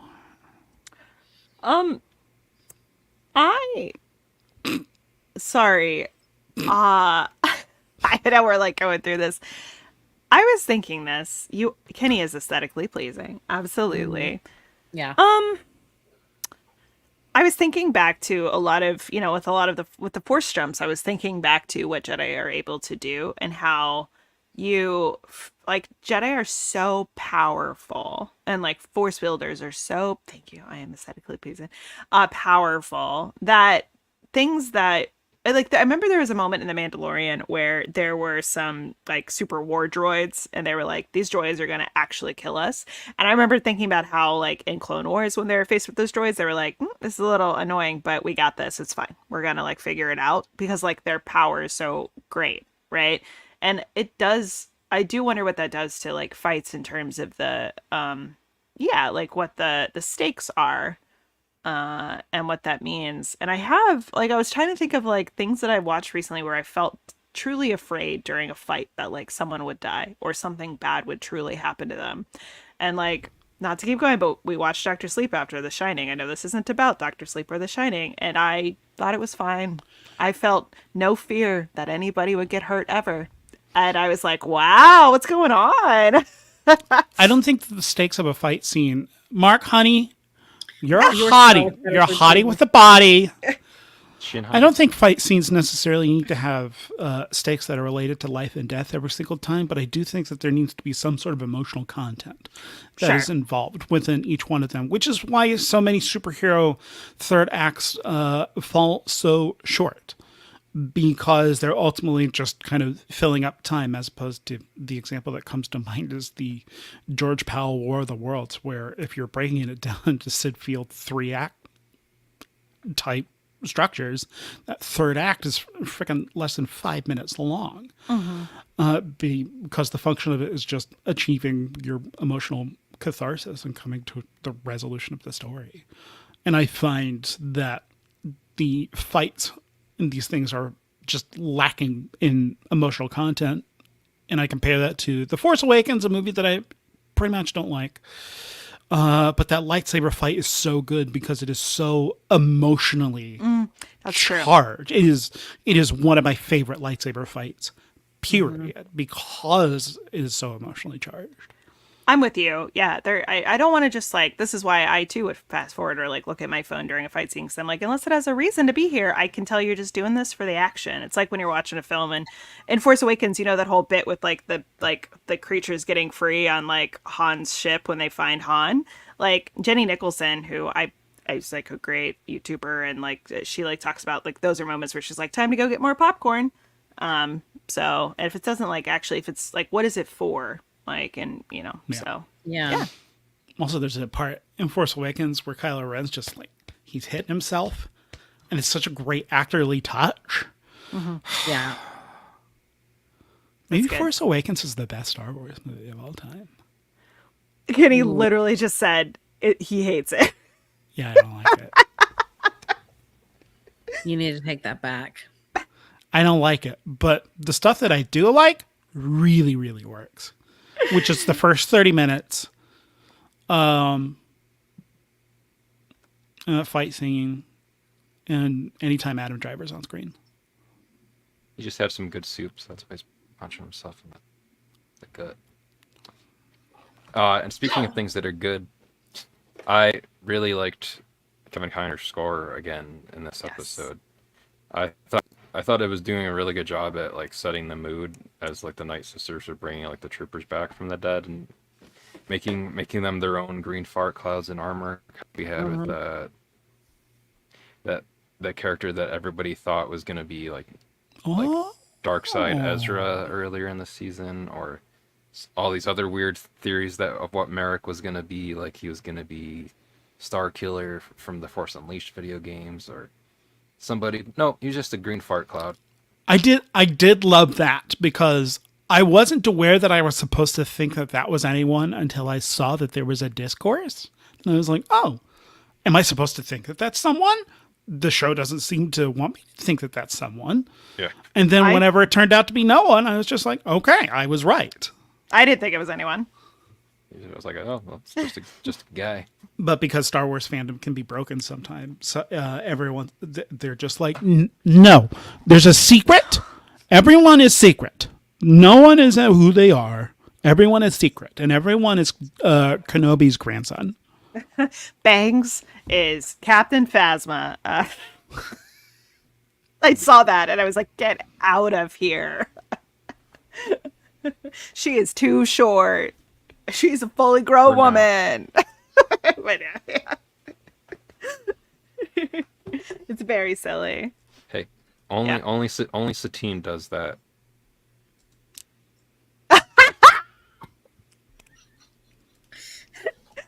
For an audio, like from an audio perspective, that's not going to make any sense. We will not clarify.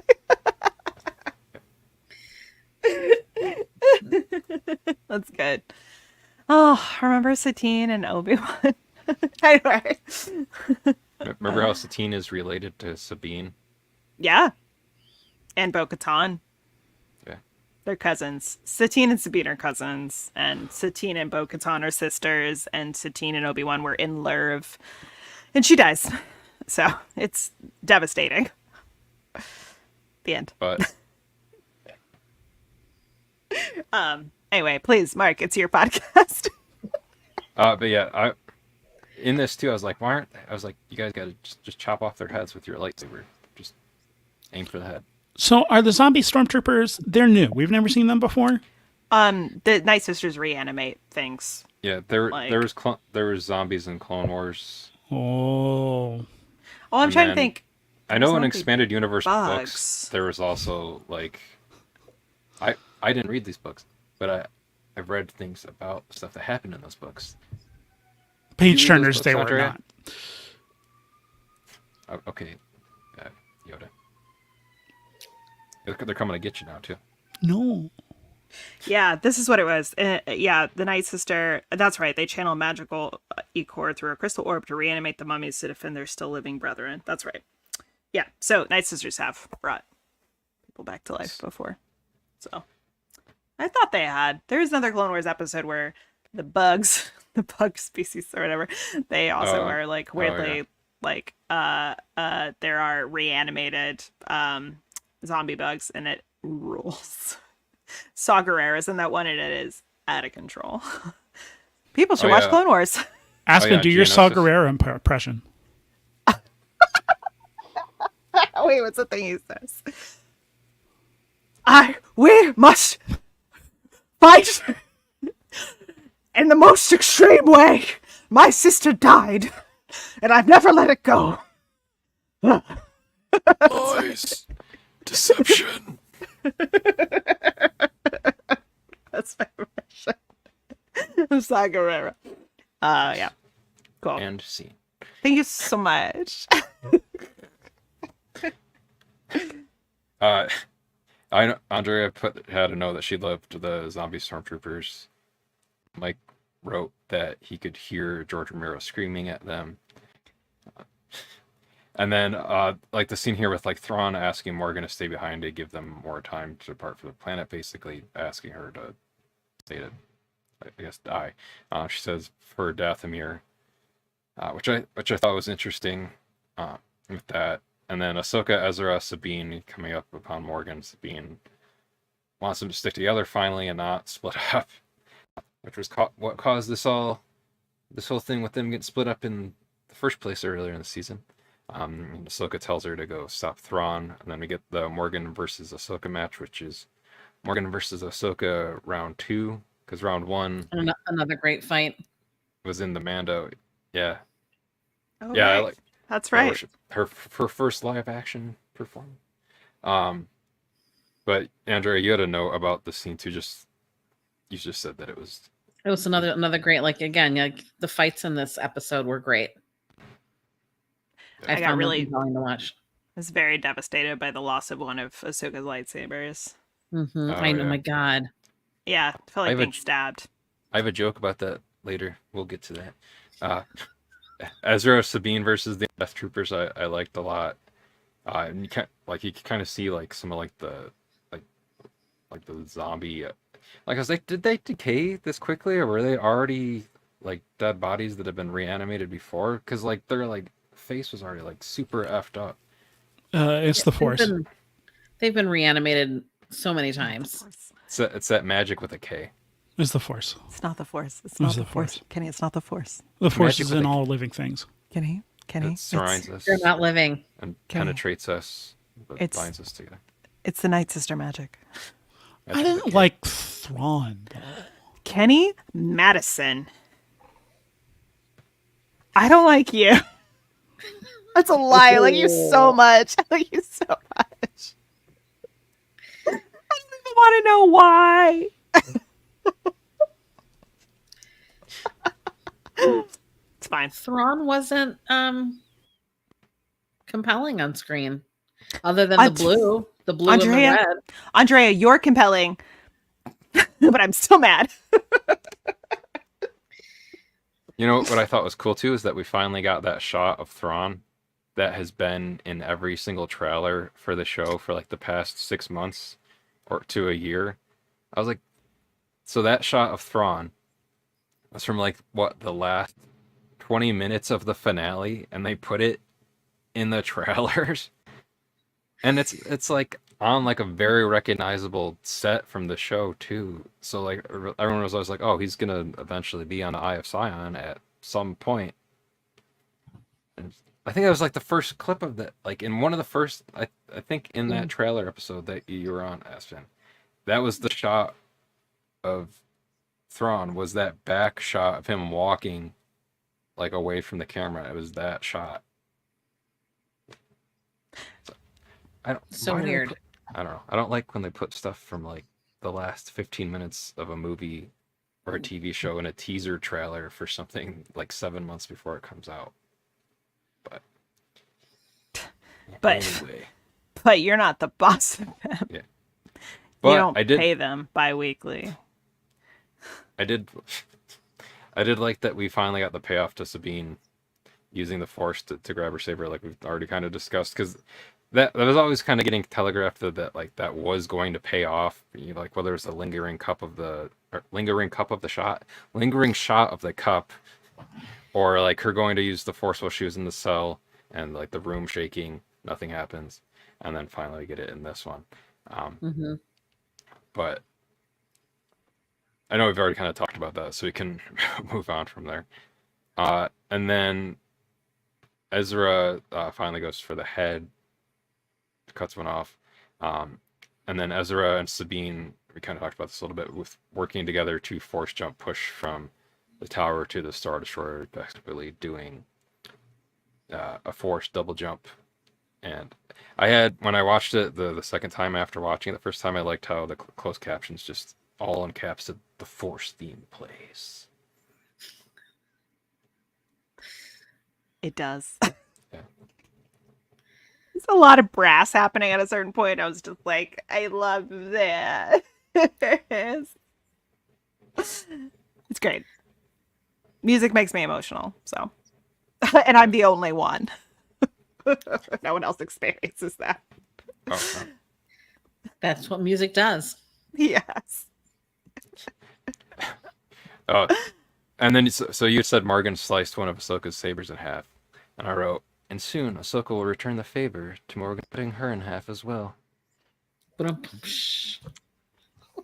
Beautiful. far away from the soundboard right now, so I'm not gonna go away. But I liked Andrea. Yeah, Andrea left a note of the sound effect there. Although you had notes about that scene though too. I don't want to keep. I don't know. Like that bothered me. I don't know why. It just bothered me, and I have no reason. Just that's why I don't want to say it, because I have nothing to back that statement up.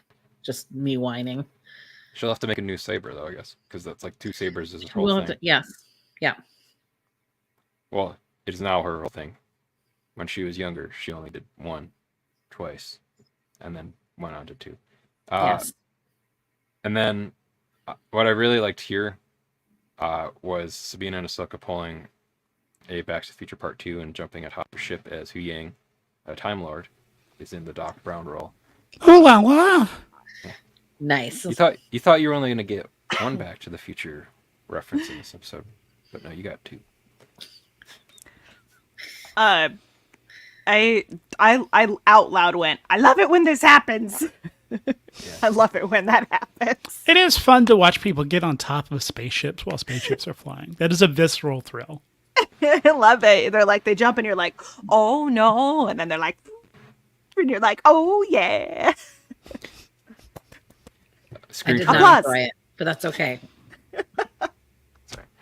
Screen Crush in one of their Easter egg videos, I thought was funny because they showed that scene, and they played the Back to the Future score underneath it from that scene from Back to the Future Part 2, and it works. So I'm assuming you can probably already find that scene multiple places on YouTube Shorts or TikTok or any of the place that the youths are hanging out watching these shorts and stuff. Threads, yeah. No. Threads. Not Threads. Definitely not on X or yeah. So and then so they attempt to make their way to tag along to get back to their own galaxy with Thrawn. Thrawn, I believe this is where he's talking to Ahsoka over things. So I knew you because I knew your master, perhaps. This is where a Ronin such as you belongs. Kind of talked about it already. And then this is the part of the episode that I know where Aspen screamed or made some kind of sound at the screen, which was when Morai showed up there, just off back in the distance, chilling out and then flying away. So Aspen. Mostly I just went, Morai! Oh, do. That's what I did. Does that happen before? Oh, that happens right before the Balin hanging out on those ruins. Yeah. Okay. Yeah. So before Return of the King ending to the episode. Yeah. Because there's the Shen piece coming back. Yeah. Did the Fantastic Mr. Fox both on top of the hill to the samurai Tusken Raiders there. Which and then I'm not sure what that was. That other than, I mean, I guess it looks cool, but I was like, what is that? Just her saying that she's joining them? I don't. Yeah, it must be right. It's her being yep, I'll be one of you, because I am abandoned, effectively. So it's her going her way, and then Balin. And I think I don't want to. I know other folks Andrea, you called out when it's standing on those ruins. Those are it's the painting. It's the Mortis stuff. It's the father and it's the son, the son and the daughter. But the daughter is not there, and so I immediately it was just Morai, and then also Mortis stuff, which I like. So right, so is Ahsoka and Sabine being left there? Are they going to explore? Are they going to find that? And where Ezra's now with Hera and his, doing his thing, and now Ahsoka and Sabine are gonna check that out. I want that to be true. I want it to be they're getting back to the core. I think that kind of lore stuff is very interesting. Yeah, and agreed. I feel Balin he clearly has this thing where he's not trying to be part of whatever the battle is right now. He wants to get to something beyond it. And it must have to do with these Mortis gods. And I'm curious, as Ahsoka basically has the power of the daughter in her and has Morai, keeping her safe, what that means. So I would love for that to be part of it. I want to see where that goes. So. And I also, another Lord of the Rings kind of thing, there's off on that mountainscape he sees there's some kind of beacon or some kind of light that's the beacons have been lit. But yeah, I didn't notice it the first time I watched it, but then like I saw it, so I'm wondering like whatever the heck that beacon of light that's coming out of the mountain way off in the middle distance is meant to be. Mm-hmm. Gondor. Yeah. Yeah, maybe. Sean Bean's just hanging out over there. Mike also thinks this is maybe like because of like because I've sent him plenty of stuff. He's thinking because of the Mortis stuff being there that maybe there's some kind of world between worlds portal thing here where they'll be able to leave Peridia to make it back to their own galaxy at some point. But Are the Dathomir witches not native to this planet? they're native to Dathomir? They are Where's Dathomir? in the Star Wars galaxy. Okay, so they have nothing to do with this random planet. They do. I think this is where they originated. And then they ended up, and I think that was in the show that they said that they originated here. This is like their ancestral planet. And then they ended up on Dathomir. Okay. You know, Kenny like is so men are bored. from Mars and women are from Venus, and then we came to Earth. It's all very daunting because there's no emotion attached to any of the lore for me. That's interesting. That's true. I feel deeply like I loved the Also- Mortis arc. Yeah. Look, I paying attention to the discourse yesterday. Yesterday was the 15-year anniversary of Clone Wars. And 9-year anniversary of Rebels. So, I think that we need a good, clean repilot, helping folks like me get on board without having to watch recap videos. Listen, Kenny, I know you're feeling left out. And I'm so sorry. Sorry. There's let me see if I can find it for you, Kenny. There is a list of which episodes of Clone Wars to watch that matter. Well, Kenny and I are going to be on our podcast. We're yeah. going through all of the Clone Wars episodes. It will take a very long time, though, so it probably should be. Yeah, much longer than the Star Trek contingent part of it. So excited for Aspen to watch Code of Honor. What? What you guys might have to do when you get to Clone Wars is maybe watch it in the arcs and watch the arcs in relation to. No, Silent King. We watch it in chronological release order, baby. It's true. It's true. What if they were all released on the same day? What if in some world? I mean, when then we- you get to season 6, that season was all released on the same day because it was dropped on Netflix. We'll figure it out then. So good luck with that one. Go ahead. Mark, Yes. I know this is your podcast. This but is I- your podcast. But I do have to tell you something. Silent King. I gotta go sleep soon. Oh, we're almost here at the end. Aspen's a honk shoe sleepy time king. Yeah. So Also, I know that I'm the one who keeps interjecting, so I'm me- the problem here. Tell me why Thrawn is great. Here No, we go. Mark, you finish. You do you, King. So Ezra shows back up on the ship, which I thought was kind of funny because I was like, oh, they saw him land and everything on the ship, and then like they get all weird, like they're like, oh, who's this guy getting up? I was like, every other Star Wars movie, they've like checked codes and stuff to let people land on their ships, and like he just landed in there, and then they're going to check to make sure he's okay, which I guess kind of shows like how messed up the New Republic is right now, because they're just like all this kind of stuff's all whatever. I did like that Chopper here can tell that it's him. Like Chopper's almost like a dog in a way in the scene. Chopper's or- perfect. Yeah. He's like, I know who this guy is. I'm a war criminal, but I'm also a dog, and I like Ezra, and I can smell who that is. Chopper was perfection. Yes. The best characters on this series was Chopper, Huang, Lothcat. Who's The taking Lothcat? care? Who's taking care of the Lothcat?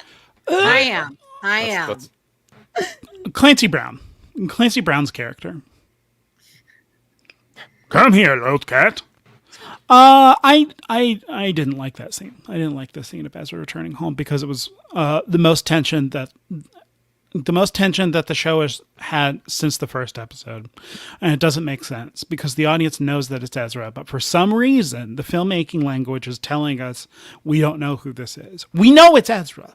The pieces have been put in place that we know that it's Ezra, but for some reason, they are shooting it in a way that is trying to suggest that this might not be Ezra. And then it turns out to be Ezra. So why have that tension? And then you couple that with the fact that the reaction is not laden with any emotion whatsoever. Not even a little bit bittersweet, which I would understand. And I think that they're kind of almost doing that emotion. But it's just kind of a hi Hera, I'm home. And that would be a lovely tragic note, but it's not played that way. It's just kind of played so matter-of-factly, except for the fact that they play it for real tension. It's infuriating because where was that tension in literally any of the... Oh, gosh. They played that so that I could stare longingly at Hera for a good minute. Yeah. I could admire her. I could admire my lady crush. Kenny was for Andrea, did you hear? Yeah. Also, I don't think that they thought that you would think it was really a dark trooper. Also, I know that, but the filmmaking, the shots. We've seen that shot in a billion different other things. We're copying that. I know how they're playing it because that's what they're wanting us to feel. I don't know. I went Lambda, and then I went, oh, it's Ezra. Lambda? Yeah. Lambda? Yeah. Lambda? Yeah. Oh, Very good. It also- didn't bother me also- so much, but I hear you. And also it's indicative of the fact whenever Sabine and Ezra reunited and it was kind of met with a friend hug. The show's completely devoid of information. I'll That flip this scene, computer oh my over. God, don't get me started. Oh, hey, I thought you've been dead but hey, cool. You want to go get lunch? Literally, you travel to another universe. I thought you were and dead you and do I love you. But the he was equivalent so of whenever I grumpy. see my old college roommate. Hey, Mark, you wanna keep talking about the end? Sorry. I was just gonna say that scene with Hera and Ezra made me tear up. Again, Hera. And also, yeah, I was gonna say also, Mary Elizabeth Winstead there as Hera. I'll say I agree with like when Sabine met with. So each time somebody else reunited with Ezra, it was a higher level of emotion each time. So Sabine still kind of like a weird reunion. Yeah. Oh. And then like Ahsoka like hugging him and like smiling and laughing when she saw him, which was the first time they saw each other since they were running out of the world between worlds in Rebels. And then because like since Hera's essentially Ezra's more or less like adoptive mom, it was essentially like a mom seeing their son again that she pretty got much teary. assumed was like dead. Yeah, like you could tell. Like I thought that was done well there. So I liked that, and I thought definitely of the characters that had connections with. I'm sure Chopper was crying too. Yeah. But 100%. of all the characters that do have a connection to Ezra, I think that one was like the most powerful kind of reunion with that. And I did like the shot here, like where it was like a match star wipe too, where like Ezra's walking across the scene, and as he's walking, it cuts to the shot of Sabine walking and like almost matching perfectly to that. I just thought that was like a cool like visual thing there. Essentially showing how they've kind of swapped places there. Well, I think you're cool, Mark. Well, thank you. I agree. Thanks. And then we cut to Ahsoka and Sabine looking out the sky. Sabine says, "I felt like just shadows in the starlight." And then again in the closed captions, hopeful music playing. The end music was beautiful. Like it like went into the credits as well, and I just sat and listened, and I was like, "This is nice." I was like, out loud. I was like, "It's a beautiful piece of music." I loved it. The captions got it right. The captions were like, "Aspen loves this music." So Yeah, it said on mine. It was so weird. I thought that was weird. Nice. Yeah. And then we see seeing Force Ghost Anakin here. That's what made me cry. Yeah. I cried. And then that's the end of the episode. So I'll let everyone kind of say whatever their other thoughts of that ending were. I know Andrea had some notes about that. I don't know if we've already covered all of them. If we did, good. If not, Just kind of like I admit when I first saw that I was kind of angry, but then as I started thinking about it, I just like again I just felt like they were using the Anakin flashbacks to create emotion because of our like the emotion was created by us wanting to see Anakin and us the emotions we have towards these characters, but they're not it actually worked. showing us any emotion. So I was don't really care. annoyed when he appeared. And then I started thinking about it and I said, okay, I liked the things in the world between worlds. I loved all that. I thought that was beautiful, the way they put that together. We could have skipped her using the training video. I thought that was a gratuitous extra shot of Anakin and then have this at the end.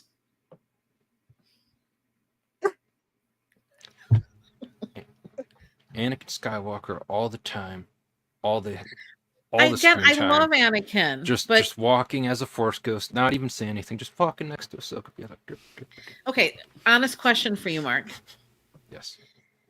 You find out that this person that was training you that you cared about became Lord Vader, killed everyone you love. You're going to watch your training video of him? Mark's like, sure, what? You're going to rewatch the training video you have with him. Fun fact, my old boss was a Zodiac killer, and we had great conversations, and I love him so much. I mean, come on now. Hold on. Mark's pulling up a hologram of his old boss. I am very He's excited calling for Hayden this. Christensen. I'm very excited for this sassy Mark that we've got almost 2 hours in. Yeah. Keep talking first, though. I need to find it really quick. Okay. What else can I say? Because I thought that the world between worlds stuff was great because there was this conflict that she was even seeing the conflict with him. She was struggling with the conflict. All of that made sense to me.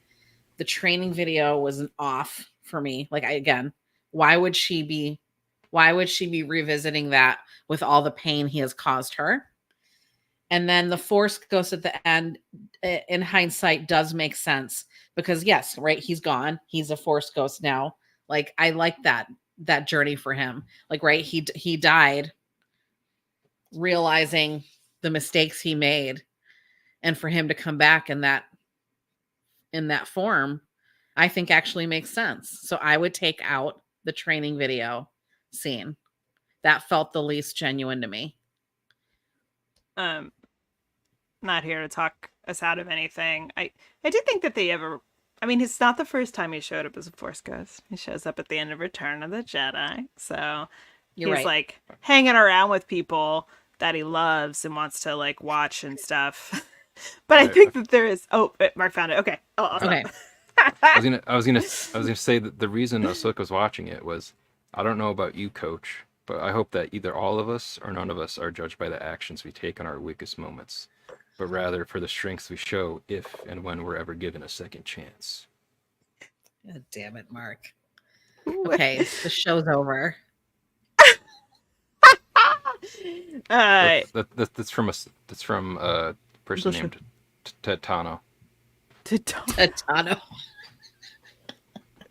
That's Ahsoka's dad. Yeah. He's got a mustache. But it looks like the Laku on her head, but it's just on his face as a mustache. That's funny. But yeah. I like that. Yeah. Cool. Well, we solved Ahsoka. Wait. Mm-hmm. I gotta talk a little bit too. Oh God, I don't want this. Look, it's gonna be short, maybe. Because I think what I am scared of, bringing in these zombie troopers, and I'm thinking with these zombie troopers, I'm thinking that Dave Filoni, because this is what he loves to do, Dave Filoni likes to take bad things about Star Wars and turn them good. Case in point, Aspen saying that Clone Wars fixed The Star Wars prequels. Great. Wonderful. You say it fixed them. It just Fixed made 'em. them better. to Fixed them. watch. Fixed them. They're now 10 out of 10 movies. Citizen Kane, Casablanca, episode 2. Those are the top 3 for Aspen. Now, because of Clone Wars. And I'm thinking that Dave Filoni, what is creatively exciting him now is the opportunity to fix Rise of Skywalker and explain all of Rise of Skywalker. Case in point, with all of these zombie stormtroopers, we're going to go to Exegol. We're going to start explaining these things. We're going to have some Emperor stuff. I think that's what we're building to. That's what it feels like to me. Oh, fine. And I think it's going to fix Rise of Skywalker for Aspen. No. I don't want it to be fixed. Yeah. I think it's going to explain all the things that we don't like about the sequel trilogy. And it's going to become... That's Filoni's new project, I think. We'll see. Which is unfortunate. We'll see. But Ahsoka season 2 when? Or Ahsoka in whatever else they do? Or that movie that Yeah, they're have making? they said anything yet about that? We've got Skeleton Crew on the horizon, Mando season 4, and some crossover movie. There is going to be the movie that I think we're all talking about that's like these are all the things coming together. And it could be partly Although with this. I don't know. Yeah, I don't know. I kind of hope that there's before that movie that there would be more Ahsoka stuff. Yeah, for sure. Yeah.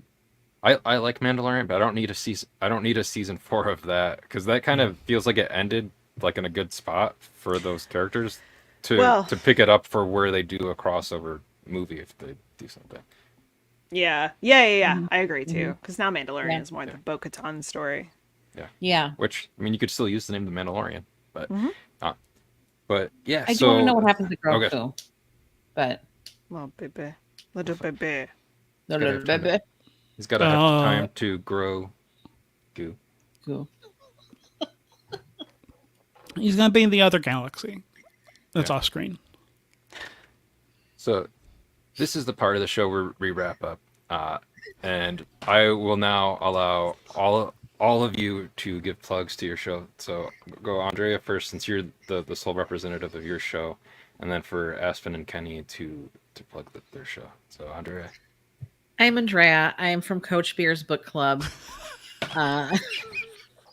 2 hours in. Hi, everybody. I'm Andrea. Nice to meet everybody. I love books. Ted Lasso, Star Wars, and Star Trek. I like so controversial yet brave. I'm sorry. Thank you. Is it like a book club that people can join and stuff? No, we read the books from Ted Lasso and then talk about them, like how they relate, like what the book tells us about the show. Oh, that's nice. Aspen, no joke. You should listen to their episode on Johnny Tremaine, a book that I did not read, but it is such a good episode that is filled with a whole bunch of things that you will love. And I think it's like an hour and change. Feelings. I just assume you meant feelings. It's queer as heck. Oh, it's say. gay and feelings. That's Yeah. my jam. Yeah. Yeah. And then Andrea, or sorry, thank you, Andrea. And then for Aspen and Kenny. Oh God, I'm spotlighted. Oh, yeah, We're from the Trek Wars Pod, Trek Wars podcast. The as Kenny likes to say, the only podcast he thinks on the internet that's going through I'm pretty darn sure. Star Wars, 99% sure. Star Wars and Star Trek in chronological order and pitting them against one another because art is binary. And we have a variety of different places you can find us. I never do the end spiel, so I'm trying to like stretch and be a better person right now. You can check us out on Instagram, Trek Wars Pod. Also, TrekWarsPod.com. You could become a I don't know. You could give us money if you wanted. We do cool talking stuff. I don't know. TrekWarsPod.com. We also still sometimes do the Twitter. That's TrekWarsPod as well. So yeah, I think we're cool. We are not usually this mad at each other. No. Also, I'm very excited for the next episode that we're putting out because we've got a Halloween episode that lined up pretty darn nicely. Which is why I'm very satisfied with sticking to chronological release order, because sometimes wonderful serendipity just happens. Yay! It's fun. Nice. And then for Holdo Maneuver, for if you've been listening 2 hours in, that's going to do it for this episode 57. I hope you enjoyed our discussions this season of Ahsoka. And we'll be back again in 2 weeks because now we'll need a break after all that for episode 58 for whatever that episode's going to be about, which I have no idea yet. And then you can leave us a review on the podcast. Of your choice, as you do so helps us out a lot. You can find the show on social media at HoldoPod in all the places, Twitter, Instagram, Facebook, YouTube. And then Mike and I are also on those places at our first and last names, and our editor Factor is also those places at his last name Factor. And then you can email us at holdopod@gmail.com. And then, oh crap, I got to figure something out for this really quick. Hold on. Where I gotta find it. Hold on. It's the sound. Okay. And as always, we are grateful to George Lucas for creating the Star Wars universe. Thank the maker. This oil bath is going to feel so good. Bye, everybody. Thank you for joining. There's probably videos here that are being recommended, here, there, everywhere. But bye. Ending the stream.